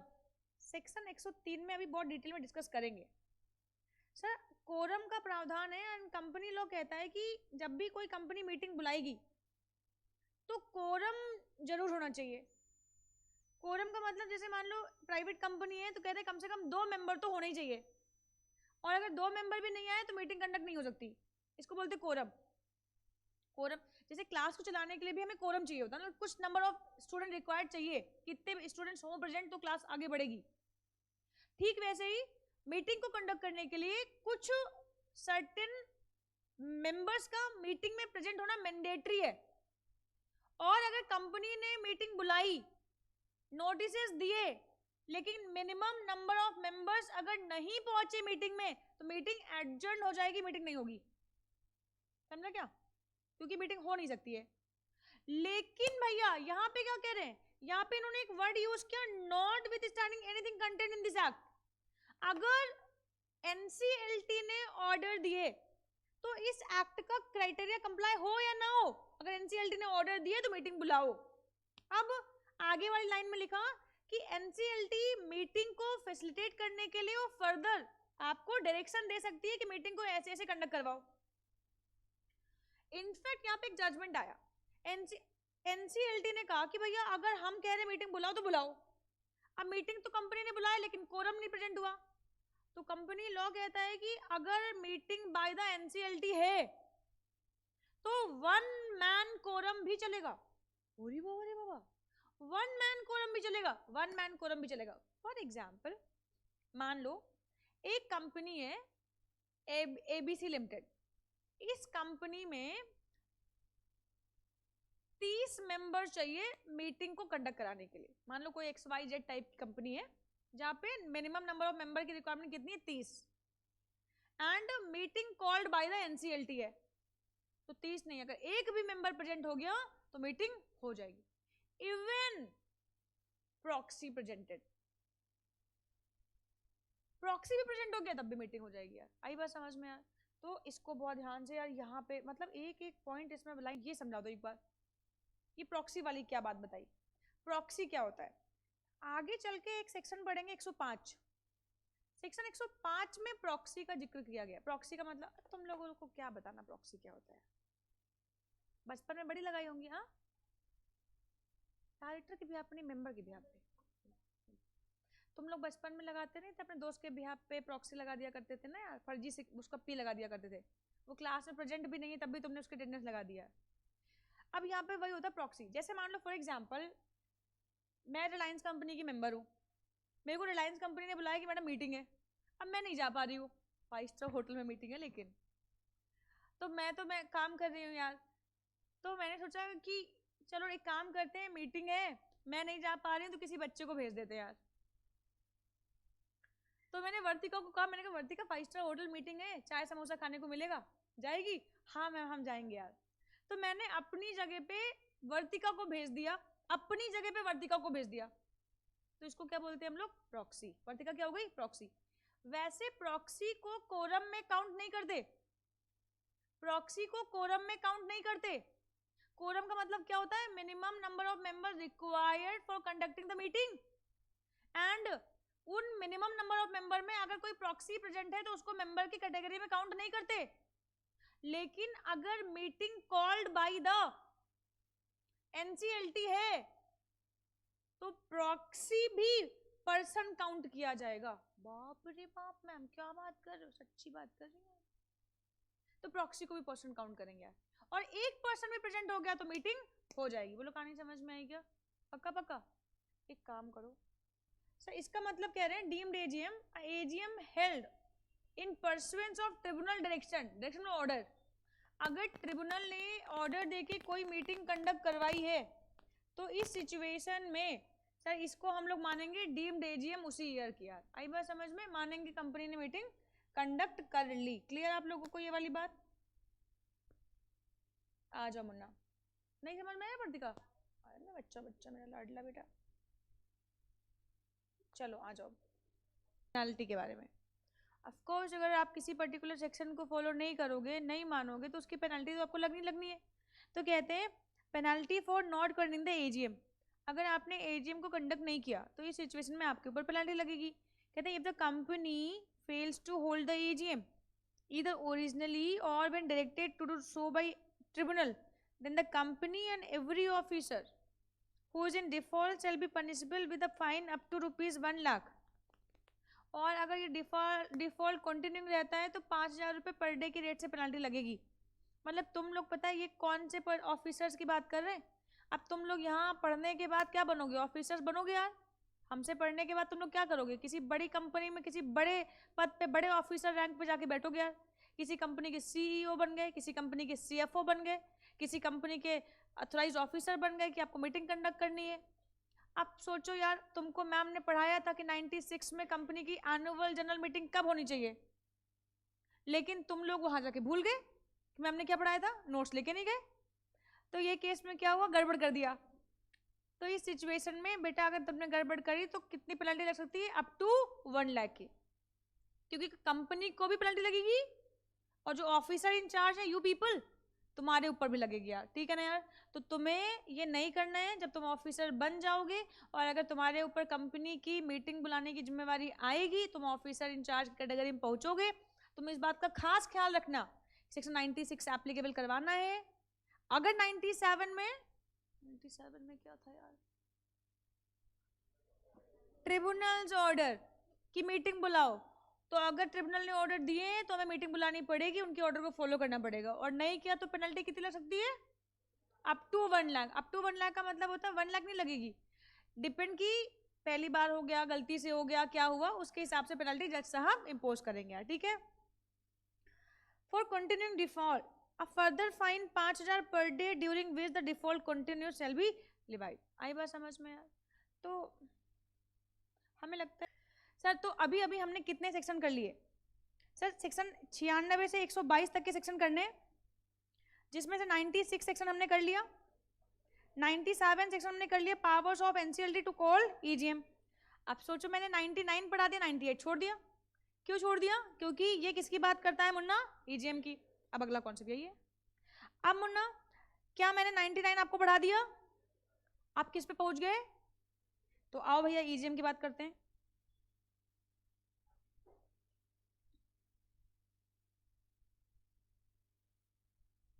सर ईजीएम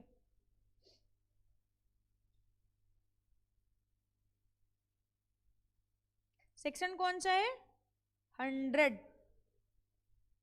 अब सर ईजीएम की बात करते हैं, तो ईजीएम में सबसे पहली बात,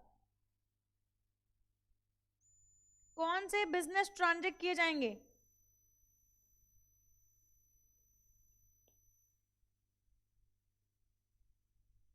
है ना मुन्ना, ओनली स्पेशल बिजनेस। अच्छा मुन्ना, अब बात करते हैं who can call EGM,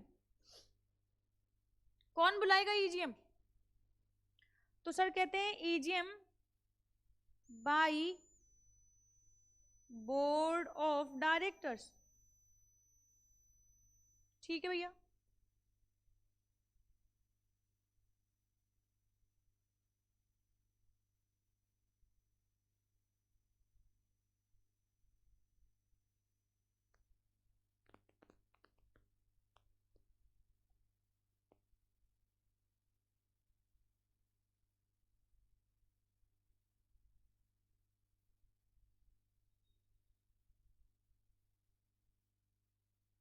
रिक्विजिनिस्ट,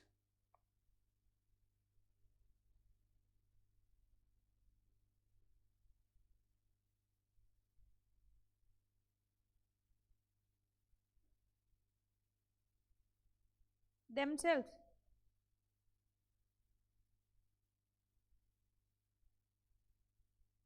by NCLT। तो यहाँ पे मुन्ना हमने ईजीएम की अभी यहाँ पे बात लिखी कि कौन सबसे पहले तो बात करेंगे, सेक्शन 100 में बात कर रहे हैं ईजीएम की। ईजीएम में सिर्फ और सिर्फ स्पेशल बिजनेस ही ट्रांजेक्ट होंगे। एंड अगर हम ईजीएम की बात करें तो ईजीएम बाई बोर्ड ऑफ, चल लिख लो पहले, ईजीएम को कौन कौन बुला सकता है,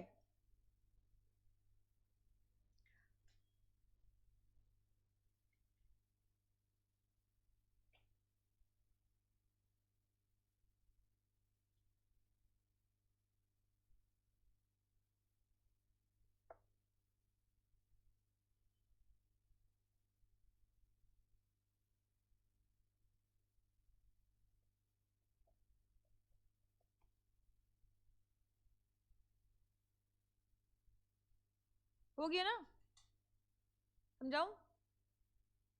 देखो बेटा, who can call EGM? By the board of directors.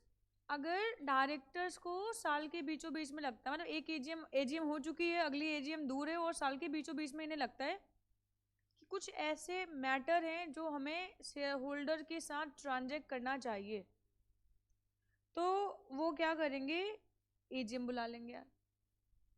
अब सर कौन से मैटर हो सकते हैं? हो सकता है कंपनी कोई आईपीओ लेके आ रही हो सकता है कंपनी बायबैक कर रही हो सकता है कंपनी अपने शेयर्स को रिड्यूस कर रही हो, एंड एक्सेट्रा एक्सेट्रा, से बहुत सारी चीज़ें हो सकती है।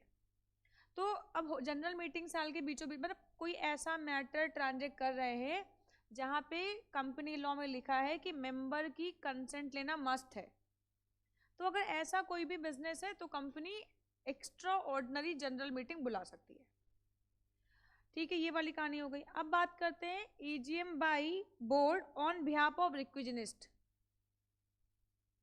अब ये मतलब यहाँ पे भी बोर्ड ही बुला रहा है और यहाँ पे भी बोर्ड ही बुला रहा है, लेकिन यहाँ पे कौन रिक्विजनिस्ट? रिक्विजनिस्ट का मतलब होता है मांग पत्र देने वाले व्यक्ति, रिक्विजनिस्ट का मतलब, मांग पत्र देने वाले व्यक्ति का मतलब हो गया कि भाई ऐसा हो सकता है कि कंपनी के कुछ मेंबर्स हैं और उनको ना कुछ लग रहा है कि कंपनी गड़बड़ कर रही है या उन्हें कंपनी से बात करनी है किसी मैटर पे, तो वो मीटिंग बुला सकते हैं। मतलब बोर्ड ऑफ डायरेक्टर्स को बोलेंगे कि मीटिंग बुलाओ, एंड अगर रिक्विजनिस्ट ने कहा है कि मीटिंग बुलाओ तो बोर्ड ऑफ डायरेक्टर्स को मीटिंग बुलानी पड़ेगी। मैम यहाँ पे रिक्विजनिस्ट के लिए क्या कोई स्पेशल कैटेगरी और डेफिनेशन है? शेयर होल्डर भी तो लिख सकते थे कि by board on behalf of share holder. नहीं, यहाँ पे रिक्विजनिस्ट को डिफाइन किया गया, एक क्राइटेरिया है। देखो रिलायंस कंपनी में मैंने 14-15 लाख रुपए के शेयर्स ले रखे हैं। अब मैंने रिलायंस कंपनी को नोटिस दिया कि भाई मीटिंग बुलाओ, क्या मेरे अकेले के कहने पे रिलायंस कंपनी मीटिंग बुला देगी यार? सर मेरी होल्डिंग बहुत नॉमिनल सी होल्डिंग है यार, और कोई भी ऐरा अगर नत्थु खेरा आएगा और बोलेगा मीटिंग बुलाओ तो कंपनी मीटिंग बुला देगी यार? मीटिंग बुलाना एक बहुत डिफिकल्ट एंड महंगा टास्क भी तो है भाई। मीटिंग बुलाना है, सारे मेंबर्स को नोटिस जाएगी, फिर उसमें बहुत सारी चीज़ें अटैच होंगे। अभी आप आगे चल के पढ़ोगे मेरे साथ कि कितना ज़्यादा लंबा प्रोसीजर है यार ये, और महंगा भी तो है भाई। अगर 100-50 लोग 500 लोग आएंगे तो कोई व्यवस्था करनी पड़ेगी, जगह लेनी पड़ेगी, 2-4-10 घंटे मीटिंग चलेगी, चाय कॉफ़ी की व्यवस्था करनी पड़ेगी। तो इसका मतलब ये एक लंबा प्रोसीजर है, महंगा प्रोसीजर है। अब कोई भी पर्सन आके कंपनी को बोलता है ओ भाई मीटिंग बुला, तो कंपनी मीटिंग बुला दे ना? कहते हैं अगर आपको मीटिंग बुलवाना है तो 1/10 मेंबर चाहिए होंगे कम से कम। अगर तुम लोगों को अपनी कोई बात मनवानी है तो पूरी क्लास का 1/10 आओ मेरे पास और बोलो कि मैम ऐसा है, तो मैं मान जाऊंगी यार। अब कोई दिन भर में ऐसा होता रहता है, कोई बच्चा आता है मैम ये कर दो, मैम वो कर दो, मैम ऐसा कर दो, तो क्या मैम करती ना यार? भाई इतने सारे बच्चों, अलग अलग बच्चों की अलग अलग डिमांड है, आप अपने हिसाब से चीज़ों को चाहते हो, बट मुझे तो सबके हिसाब से चीज़ों को करना है यार, क्योंकि सबका कंफर्ट देखना है मुझे। तो ये केस में, लेकिन अगर कोई चीज़ है जिसमें मेजोरिटी ऑफ स्टूडेंट्स कह रहे हैं तो फिर ऑफकोर्स हम करते वो। तो इसका मतलब ये हो गया कि अगर एक कंपनी में जितने भी नंबर ऑफ मेंबर्स हैं 10% मेंबर कंपनी के पास आते हैं या उससे ज़्यादा और बोलते हैं मीटिंग बुलाओ, तो कंपनी को मीटिंग बुलानी पड़ेगी। तो रिक्विजिनिस्ट में कम से कम 1/10 मेंबर चाहिए। बोलो कहानी समझ में आई क्या? 1/10 का मतलब 10%। अच्छा, अब तीसरे में लिखा है रिक्विजिनिस्ट देमसेल्फ। मतलब मैम अगर रिक्विजिनिस्ट ने बोर्ड ऑफ डायरेक्टर्स को एप्लीकेशन दिया कि साहब मीटिंग बुलाओ, हमें बात करनी है, लेकिन अगर कंपनी ने मीटिंग नहीं बुलाई तो रिक्विजिनिस्ट खुद ही मीटिंग बुला लेंगे। तो मैम आप तो कह रहे हो मीटिंग में खर्चा बहुत होता है, तो मैम अगर रिक्विजिनिस्ट खुद ही मीटिंग बुलाएंगे तो खर्चा कौन देगा? खर्चा कंपनी देगी, क्या ये लिखा है कहीं? हाँ, अगर बोर्ड ऑफ डायरेक्टर्स ने मीटिंग नहीं बुलाई तो रिक्विजिनिस्ट के पास राइट आ जाता है कि वो मीटिंग खुद ही बुला लें, एंड जब वो मीटिंग बुलाएंगे तो इस सिचुएशन में यहाँ पे खर्चा कंपनी देगी यार। एंड लास्ट आता है एनसीएलटी। भाई एनसीएलटी कौन है अपना?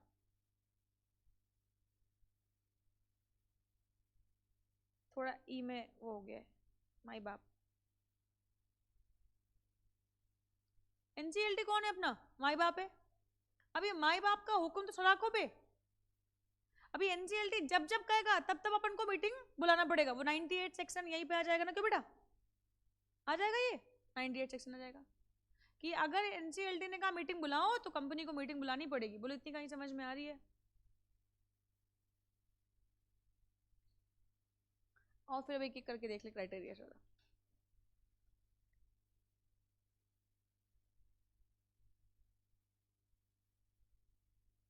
लिखा EGM by board, EGM by board suo motu. Suo motu का मतलब होता है ओन मोशन, जब इनकी चॉइस होगी। सुमोटू का मतलब own motion.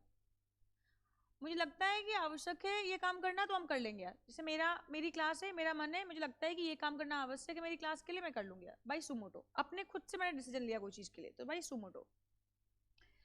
Authority, EGM can be called by the board of directors whenever it deems fit, जब भी इन्हें आवश्यकता लगेगी। A valid board resolution is required. ये क्या होता है मैम? ये होता है कि जब भी कोई कंपनी में एक्टिविटी होती है तो सबसे पहले तो बोर्ड ऑफ डायरेक्टर्स की भी तो आपस में सहमति होनी चाहिए। भाई हम कुछ कोचिंग में करने वाले हैं बच्चों के लिए, तो पहले मैं और सर तो सहमत हो जाए उस बात से, तब तो हम आगे के लिए करेंगे। तो अगर कंपनी कोई पर्टिकुलर चीज करने वाली है, जैसे मान लो फॉर एग्जांपल शेयर्स इशू करने वाली है, तो पहले बोर्ड ऑफ डायरेक्टर की कंसेंट चाहिए कि भाई क्या बोर्ड ऑफ डायरेक्टर्स एग्री है मार्केट से पैसा उठाने के लिए। अगर यस तो ही हम आगे बढ़ेंगे यार। तो बोर्ड रिजोल्यूशन का मतलब होता है बोर्ड मीटिंग में मेजोरिटी ऑफ डायरेक्टर्स ने कंसेंट दे दी हुआ है। Clear? A valid board resolution is required for this purpose. Exceptional cases where quorum is not available because of other directors absence from India, any director or any two members। ये तो बाद में बताऊंगी, आपके लिए अभी रेलिवेंट इतना नहीं है।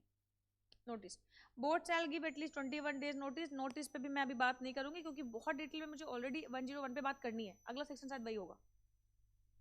शॉर्टर नोटिस मैं फिर से बात नहीं करूंगी, मैं 101 पे ही बात करूंगा। ठीक है, तो अभी सिर्फ इतनी बात है कि क्या ईजीएम बुलाया जा सकता, ईजीएम कौन कौन बुला सकता है? तो भाई बोर्ड बुला सकता है। सबसे पहली बात, इसको आपको लिखना नहीं क्योंकि इसमें कुछ है ही नहीं, पर सिर्फ बोर्ड, बाई बोर्ड का मतलब बोर्ड ऑफ डायरेक्टर्स के पास पावर है, as it may deem fit वो मीटिंग को बुला सकते हैं ना। ये आता है यहाँ पे, तो यहाँ पे सबसे पहली बात तो एलिजिबिलिटी क्राइटेरिया रिक्विजनिस्ट का क्या था, मैंने आपको बताया था। रिक्विजनिस्ट का एलिजिबिलिटी क्राइटेरिया होता है 1/10। अब कंपनी दो प्रकार की हो सकती है, कंपनी हैविंग शेयर कैपिटल और company not having share capital. अगर कंपनी हैविंग शेयर कैपिटल यानी उसने शेयर कैपिटल इशू किया हुआ है, तो जिन्होंने 1/10 यानी 10% शेयर होल्डिंग करके रखी है वो रिक्विजनिस्ट की कैटेगरी में आएंगे। एग्रीगेशन ऑफ 10% या किसी एक व्यक्ति ने करा होगा वो भी रिक्विजनिस्ट की कैटेगरी में पहुंच जाएगा। अगर कंपनी ने शेयर कैपिटल इशू नहीं किया, जैसे प्रभात पाठक क्लासेस प्राइवेट लिमिटेड ने शेयर कैपिटल इशू नहीं किया, हमारी कंपनी में हमने voting power, not having share capital. अब हमारी कंपनी में क्या है, पावर्स हैं, मतलब जो कंपनी शेयर इशू नहीं करती तो वोटिंग पावर देती है।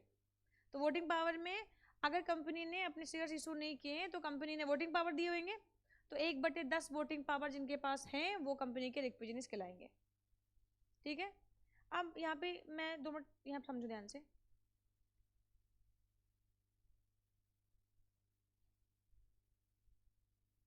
ये यहीं पे देखो, अच्छा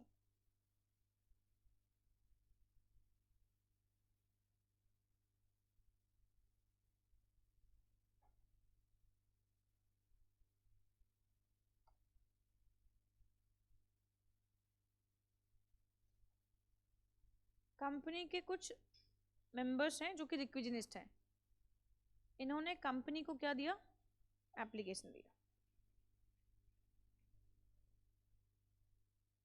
टू कॉल EGM।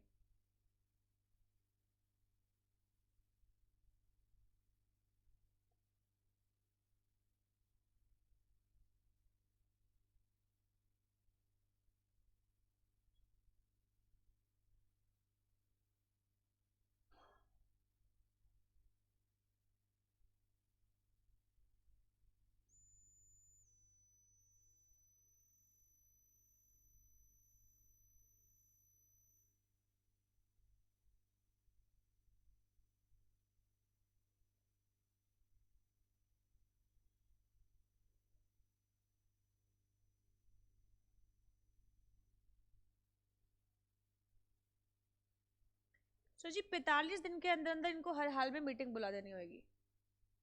अब 45 दिनों के अंदर मीटिंग बुला देनी होगी, तो यहाँ पे एक सेक्शन हम लोग पढ़ेंगे, सेक्शन 101, यानी अगला सेक्शन है।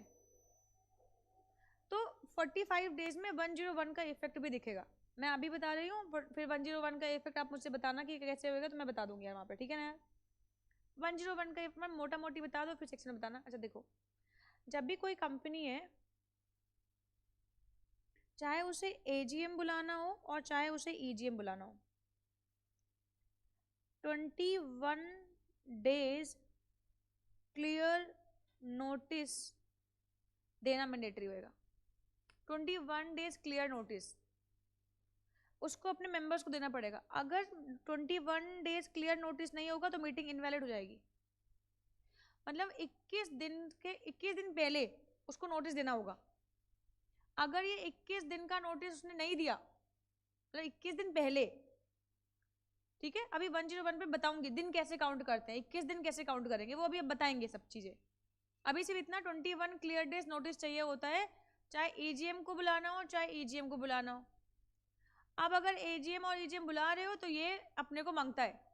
तो अगर कंपनी ने यहाँ पे कहा है कि यहाँ पे भाई, यहाँ पे लिखा हुआ है कि अगर रिक्विजिनिस्ट ने कहा है कि भाई मीटिंग बुलाओ, तो रिक्विजिनिस्ट ने अगर मीटिंग बुलाने को कहा है और 45 डेज का टाइम पीरियड लिखा है, 45 डेज का टाइम पीरियड है, तो 45 डेज में कहते हैं कि ये 21 डेज क्लियर नोटिस भी होना चाहिए, 21 डेज क्लियर नोटिस भी होना चाहिए और 45 डेज में मीटिंग बुला लेना चाहिए। तो ये क्राइटेरिया हम पूरा कंप्लाई करेंगे यार। नहीं समझ में आया? नहीं आया, जाने दो। इतना समझ में आया कि जिस दिन एप्लीकेशन मिलेगी 45 दिन के अंदर नोटिस, 45 दिन के अंदर अंदर मीटिंग को बुला लेंगे। ये समझ में आ गया? इग्नोर मारो यार जो समझ में नहीं आया यार, मजे मजे चलेंगे, आगे समझाएंगे यार, ठीक है। इतनी बात समझ में सबको आ गई? थोड़ा थोड़ा एनर्जी दिखाएंगे, सीधे बैठे, हाँ वेरी नाइस, क्या बात है। सर जी क्या बता रहे थे हम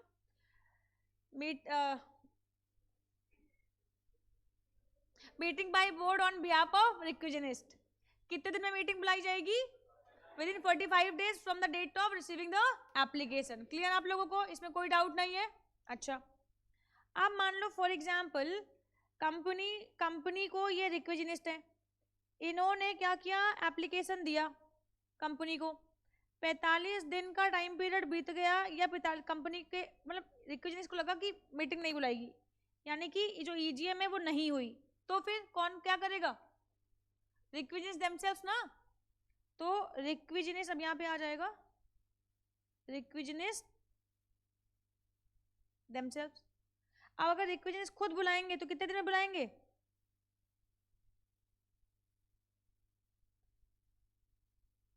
45 डेज, ये लिखा हुआ है, ठीक है ना मुन्ना। मतलब 45 दिन मिलेंगे बोर्ड ऑफ डायरेक्टर्स को और 45 दिन मिलेंगे रिक्विजिनिस्ट को भी। क्लियर आप लोगों को ये वाली बात? 45 दिन में बोर्ड ऑफ डायरेक्टर्स बुला लेंगे, अगर बोर्ड ऑफ डायरेक्टर्स ने डिनाई कर दिया है तो 45 दिन में रिक्विजिनिस्ट बुला लेंगे, यानी बोर्ड ऑफ डायरेक्टर्स को भी 45 दिन मिलेंगे, रिक्विजिनिस्ट को भी 45 दिन मिलेंगे। क्लियर? और देखिए बेटा, EGM by requisition by member, ठीक है, आ जाओ। Requisition by member, eligibility criteria ma'am बता चुके तो हो आप, 1/10 ऑफ वोटिंग पावर, ठीक है। 21 days of receipt of requisition, board to call for a meeting, notice for meeting at least 21 days, meeting shall be held within 45 days from the date of requisition। यही बताया मैंने आप लोगों को। तो अगर मैंने यहाँ पे ये वाला बना रखा है तो आपने ऐसे बना लिया होगा, मुझे उम्मीद है आप लोगों से। क्यों नहीं बनाया? बना। तो अपन ना यहाँ पे बात कर रहे हैं ईजीएम बाय रिक्विजिनिस्ट की। Notice shall be given to those members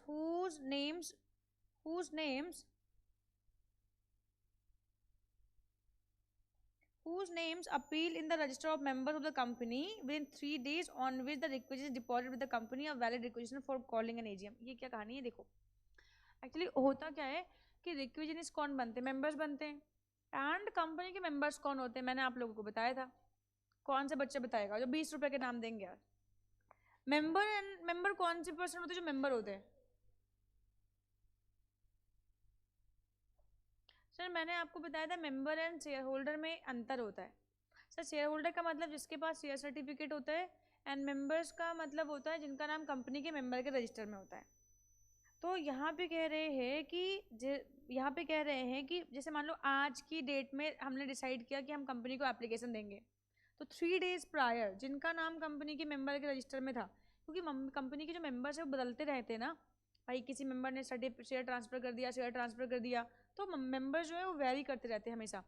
तो जिस दिन रिक्विजिनिस्ट ने सोचा कि आज एप्लीकेशन देंगे, तो कौन से पर्सन रिक्विजिनिस्ट बनेंगे, जिनका 3 डेज प्रायर क्या था, कंपनी के मेंबर के रजिस्टर में नेम था, वो बनेंगे। क्योंकि भाई मेंबर्स तो वेरी करते रहते हैं, तो 3 दिन पहले जिनका नाम कंपनी के मेंबर रजिस्टर में था, हम उनको रिक्विजिनिस्ट मान लेंगे, ठीक है, और उनके बिहाफ पे एप्लीकेशन जाएगी किसके पास, कंपनी के पास, ठीक है। तो यही बात लिखी है, notice shall be given to those member whose names is appeal नहीं अपीयर है in the register of members of the company within 3 days on which requisition is deposit with the company a valid requisition, ठीक है ना यार। अब क्योंकि company के member वही होंगे जिनका नाम कंपनी के मेंबर के रजिस्टर में होगा, तो जिस दिन एप्लीकेशन सबमिट करो 3 days प्रायर जिन जिन लोगों का नाम है उन लोगों को हम कंपनी का मेंबर मानेंगे और उनके बिहाफ पे रिक्विजिशन जाएगा। खैर ये इतनी काम की चीज़ नहीं है।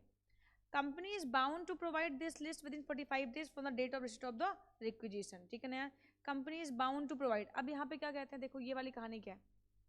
सबसे पहली बात तो ऊपर 45 दिन का टाइम पीरियड था कि 45 दिन में बोर्ड बुलाएगा meeting on behalf of requisition. अब अगर बोर्ड ने नहीं बुलाया तो जिस दिन एप्लीकेशन मिली है वहां से 45 दिन, क्योंकि 45 दिन का टाइम पीरियड तुम्हें दिया है कि तुम बुलाओ, 45 दिन में तुमने नहीं बुलाया तो 45 दिन के अंदर अंदर तुम मेंबर्स का रजिस्टर किसको सौंपोगे, रिक्विजिनिस्ट को।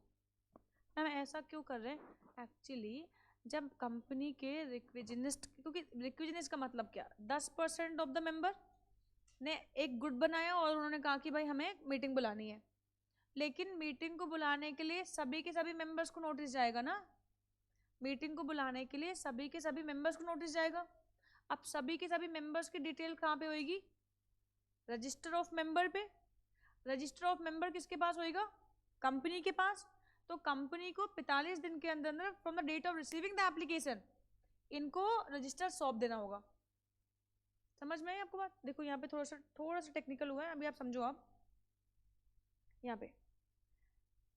यहाँ पे क्या कह रहे हैं, रिक्विजिनिस्ट ने एप्लीकेशन दी कि भाई मीटिंग बुलाओ, कंपनी ने मीटिंग बुलाई 45 दिन में। अब अगर 45 दिन में तुम मीटिंग नहीं बुला पाए तो इसी 45 दिन के, यही 45 दिन है वो, इसी 45 दिन के अंदर अंदर रजिस्टर ऑफ मेंबर तुम किसको दोगे, रिक्विजिनिस्ट को दे दोगे। आई बात समझ में।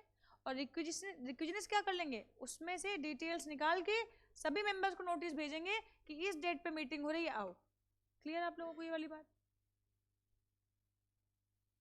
लेंथ ऑफ नोटिस कितनी होनी चाहिए, 21 डेज क्लियर नोटिस। भाई यहाँ पे भी 21 डेज क्लियर नोटिस का प्रावधान था, यहाँ पे भी 21 डेज क्लियर नोटिस का प्रावधान है, क्योंकि नोटिस में किसी भी प्रकार की कोई भी गड़बड़ी नहीं हो सकती है। तो नोटिस का क्राइटेरिया 21 दिन का है यार। तो 21 दिन का नोटिस बोर्ड ऑफ डायरेक्टर्स को भी देना था, लेकिन अगर उन्होंने 45 दिन में मीटिंग नहीं बुलाई तो रिक्विजिनिस्ट के पास भी 45 दिन होंगे, वो मीटिंग बुलाएंगे। लेकिन इस 45 दिन में रिक्विजिनिस्ट को भी इस बात का ख्याल रखना होगा कि 21 दिन का क्लियर नोटिस मेंबर्स को जाना चाहिए। मोड नोटिस तो कैसे भी जा सकता है, राइटिंग में, इलेक्ट्रॉनिकली, स्पीड पोस्ट, किसी भी फॉर्म में, ठीक है। एंड बस इतनी बात है। रिम्बर्समेंट ऑफ एक्सपेंसेस, यहाँ पे एक जजमेंट आया और इस जजमेंट में कहा गया कि अगर रिक्विजिनिस्ट ने खुद मीटिंग बुलाई है तो इनका जो खर्चा है वो क्या हो जाएगा, कंपनी वापस करेगी। देखो यहाँ पे ध्यान से यार, requisionists are under no obligation to attach the explanatory statement to the requisition. It is for the board of directors on receipt of the requisition to include necessary explanatory statement in the notice convening the meeting. And where the registrar office is not made available to the requisitionist for holding meeting, they may hold the meeting elsewhere. और reimbursement of expenditure भी होंगे यार। तो एक काम करो मेरे साथ यार, इस पॉइंट को एक बार फटाफट देखो। यहाँ पे समझने वाली बात है कि अगर रिक्विजिनिस्ट मीटिंग को बुला रहे हैं और अगर रजिस्टर्ड ऑफिस पे कोई जगह खाली नहीं है तो वो मीटिंग को कहाँ पे कंडक्ट करेंगे, तो वो मीटिंग को कहीं भी कर सकते हैं। तो उनके लिए वो जो कंडीशन थी ना, सिटी, टाउन और village where registered office company situated, वो एप्लीकेबल नहीं होने वाली। क्लियर।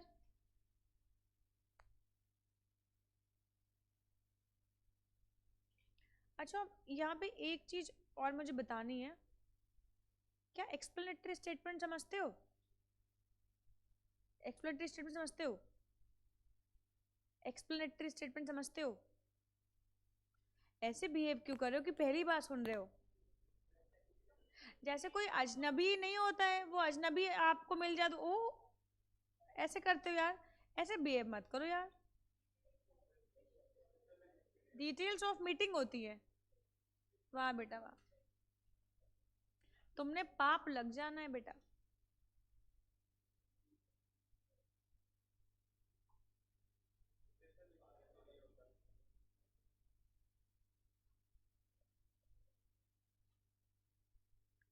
सर जी, जब भी हम कोई स्पेशल बिजनेस ट्रांजैक्ट करते हैं तो जो उस स्पेशल बिजनेस की डिटेल्स होती है वो हम लिखते हैं एक पेपर पे, उसी को बोलते हैं एक्सप्लेनेटरी स्टेटमेंट। अब क्योंकि ईजीएम है तो ईजीएम में कौन से बिजनेस ट्रांजैक्ट होंगे? सबसे पहले तो यही लिखवाया था ना, ईजीएम में कौन से बिजनेस ट्रांजैक्ट होते हैं? सिर्फ और सिर्फ स्पेशल बिजनेस होते हैं।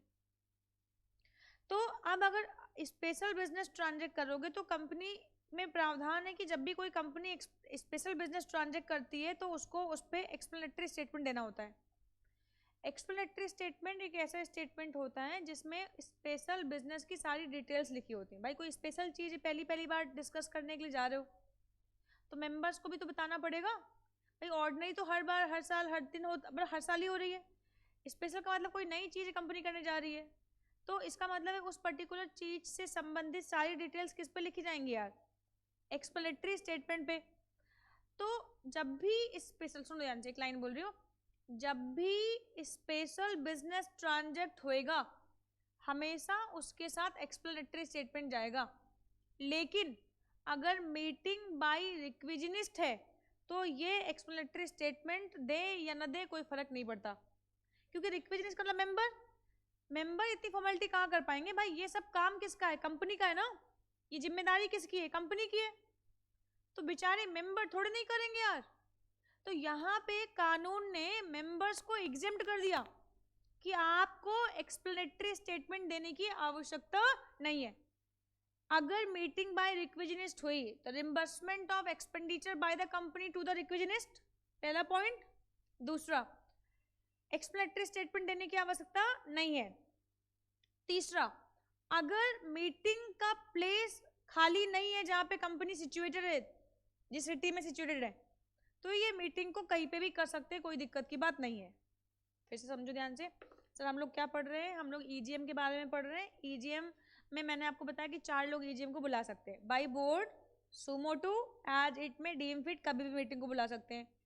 By board on behalf of requisitionist, तो जिस दिन रिक्विजिनिस्ट ने एप्लीकेशन दिया within 45 days from the date of receiving the application board को मीटिंग बुलानी पड़ेगी।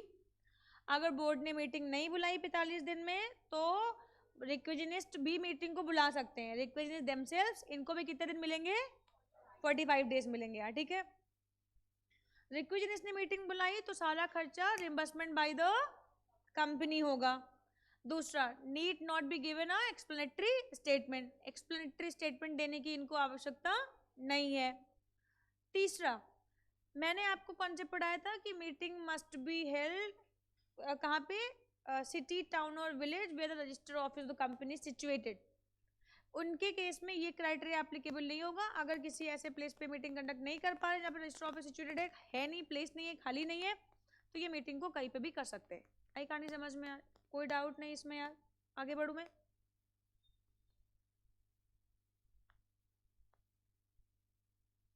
ईजीएम बाय ट्रिब्यूनल 98 सेक्शन आ गया। सर ट्रिब्यूनल तो माई बाप है, वही कॉन्सेप्ट जो हमने 97 में पढ़ा था वही कॉन्सेप्ट हम 98 में पढ़ रहे हैं। सर ट्रिब्यूनल माई बाप है, एंड माई बाप का हुक्म सर आंखों पे। अगर ट्रिब्यूनल ने ऑर्डर दिए कि मीटिंग बुलाओ तो बुलाएंगे।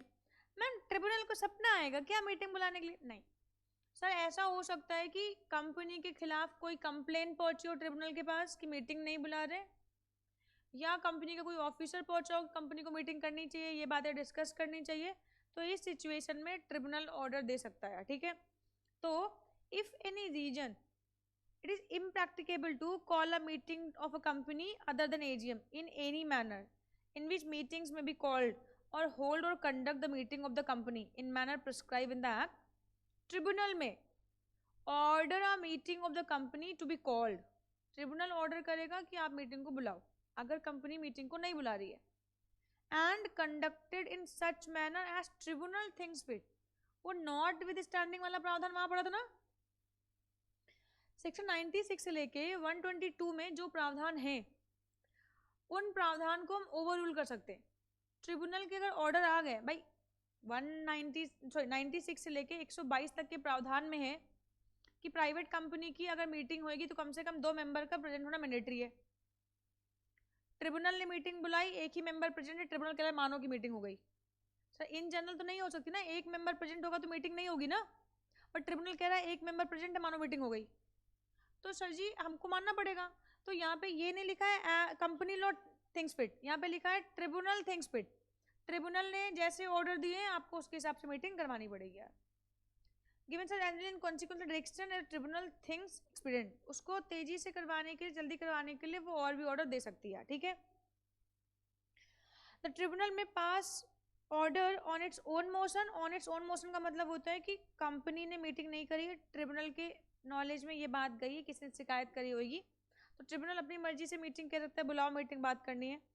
Application of any director of the company or application of any member entitle to vote at the meeting. Clear आप लोगों को कोई बात? तो ट्रिब्यूनल को सपना थोड़ा ना आएगी, ट्रिब्यूनल तो कोर्ट है, एनसीएलटी तो कोर्ट है, तो एनसीएलटी को सपना थोड़ा ना आएगा। तो ये कह रहे हैं कि ऑन इट्स ओन मोशन अगर उसके पास कोई शिकायत गई थी एंड ट्रिब्यूनल को लग रहा है कि नहीं हमें इस मीटिंग से हमें भी बात करनी है, मेंबर्स को भी बात करनी है, बुलाओ meeting. On application of any director, director की एप्लीकेशन गई है कि हमें लग रहा है कि कुछ गड़बड़ हो रहा है, मीटिंग बुलाओ, तो बुलाएंगे यार, और member entitle to vote at the meeting. Clear आप लोगों को ये बात यार? तो meeting by board on behalf of requisition, meeting by requisite themself, meeting by NCLT. तो इसमें कुछ खास नहीं है, एनसीएलटी में यही है कि एनसीएलटी मीटिंग कंडक्ट करवाएगी as it may deem fit, और जो प्रोसीजर भी है वो as it may deem fit होएगा यार। ये वाली कहानी तो आप ऑलरेडी लिख चुके हो, तो मैं दोबारा नहीं लिखवा रही आपको।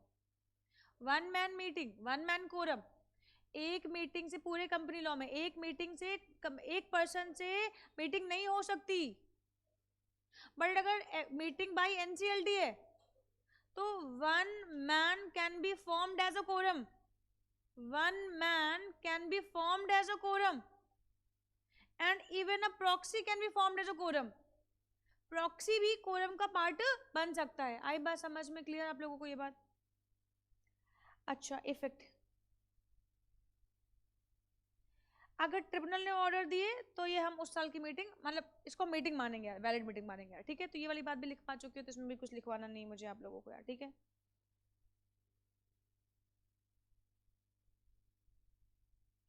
चलो, तो सर यहाँ तक हम लोगों ने कितने सेक्शन कर लिए, आओ एक बार जरा देखते हैं ध्यान से कितने सेक्शन हमने कर लिए। अब सर यहाँ पे आते हैं, यहाँ पे आते हैं, कहाँ गए सेक्शन, मेरे सेक्शन कहाँ गए, यहाँ पे सर सेक्शन 96 कर लिया हम लोगों ने, 97 कर लिया, 98 कर लिया, 99 कर लिया, 100 भी कर लिया। 99 में सेम पेनल्टी, एजीएम न बुलाने पे जो पेनल्टी वही एजीएम के ऊपर भी है, 1 lakh rupees, and if default continues then 5000 per day के हिसाब से, ठीक है। कोनो डाउट? कोनो डाउट नहीं ना। अब आता है हमारे पास सेक्शन 101 है ना, and 10111 very very very important, क्योंकि इस पे अच्छे अच्छे क्वेश्चंस मिलेंगे आपको, है ना। आ जाओ, तो 101 101 101 101 104 EGM,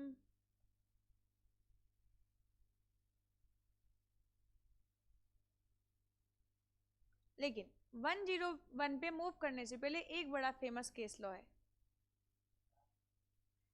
चलो आओ कौन से पे आओ। It was held that the court of law if EGM called by MD of the company is not ratified by the board shall stand invalid। Meeting कौन बुला सकता है? बोर्ड। मीटिंग कौन बुला सकता है? बोर्ड। बोर्ड का मतलब एमडी नहीं, एमडी उस बोर्ड का पार्ट बन सकता है, लेकिन एमडी का मतलब बोर्ड नहीं होता है। रिलायंस कंपनी, देखो बोर्ड का मतलब है बोर्ड, बोर्ड में कई सारे मेंबर्स होंगे तब बोर्ड बनेगा ना। तो अगर रिलायंस कंपनी के बोर्ड मेंबर में 12 लोगों की उपस्थिति है तो खाली चेयरपर्सन जो मुकेश अंबानी है खाली वही डिसीजन नहीं ले सकते ना। तो अगर मीटिंग बाई एमडी है और वो meeting ratified by the board नहीं है, यानी बोर्ड ने उसको कंसेंट नहीं दिया तो वो मीटिंग इनवैलिड होगी। लिखो जल्दी से, ये वाला केस स्टडी लिख लो। It was held that the court of law, if EGM called by MD of a company is not ratified by the board, meeting shall stand cancel.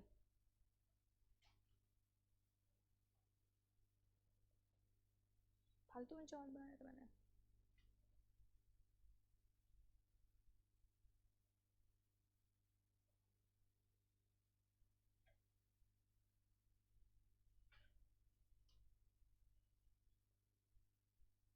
ये चैप्टर की तैयारी करते हुए जैसे चैप्टर खत्म होगा टेस्ट लेंगे। भयंकर इग्नोरेंस है यार, तुम्हें पता है हमें कोई इग्नोर नहीं करता बेटा, लेकिन तुम लोगों के अंदर गजब की हिम्मत है बेटा, भयंकर इग्नोर करते हो हमें। क्यों बेटा? तुम बेटा आज अभी आई हो ना बेटा, अभी देखो तुम भी ऐसे करने लगोगे यार, टेस्ट के नाम पे उधर देखोगे यार।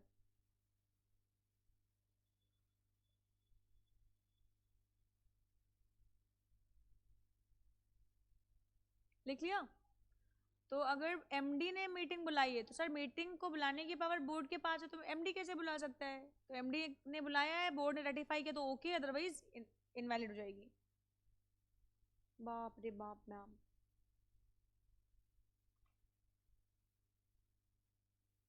आगे बढ़ू?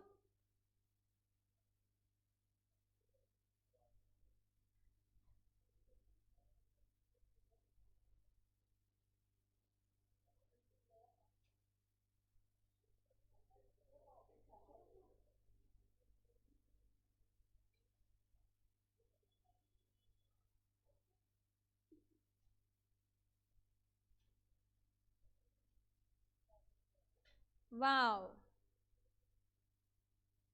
सर, सेक्शन 101 जिसका नाम क्या है? नोटिस। ठीक है,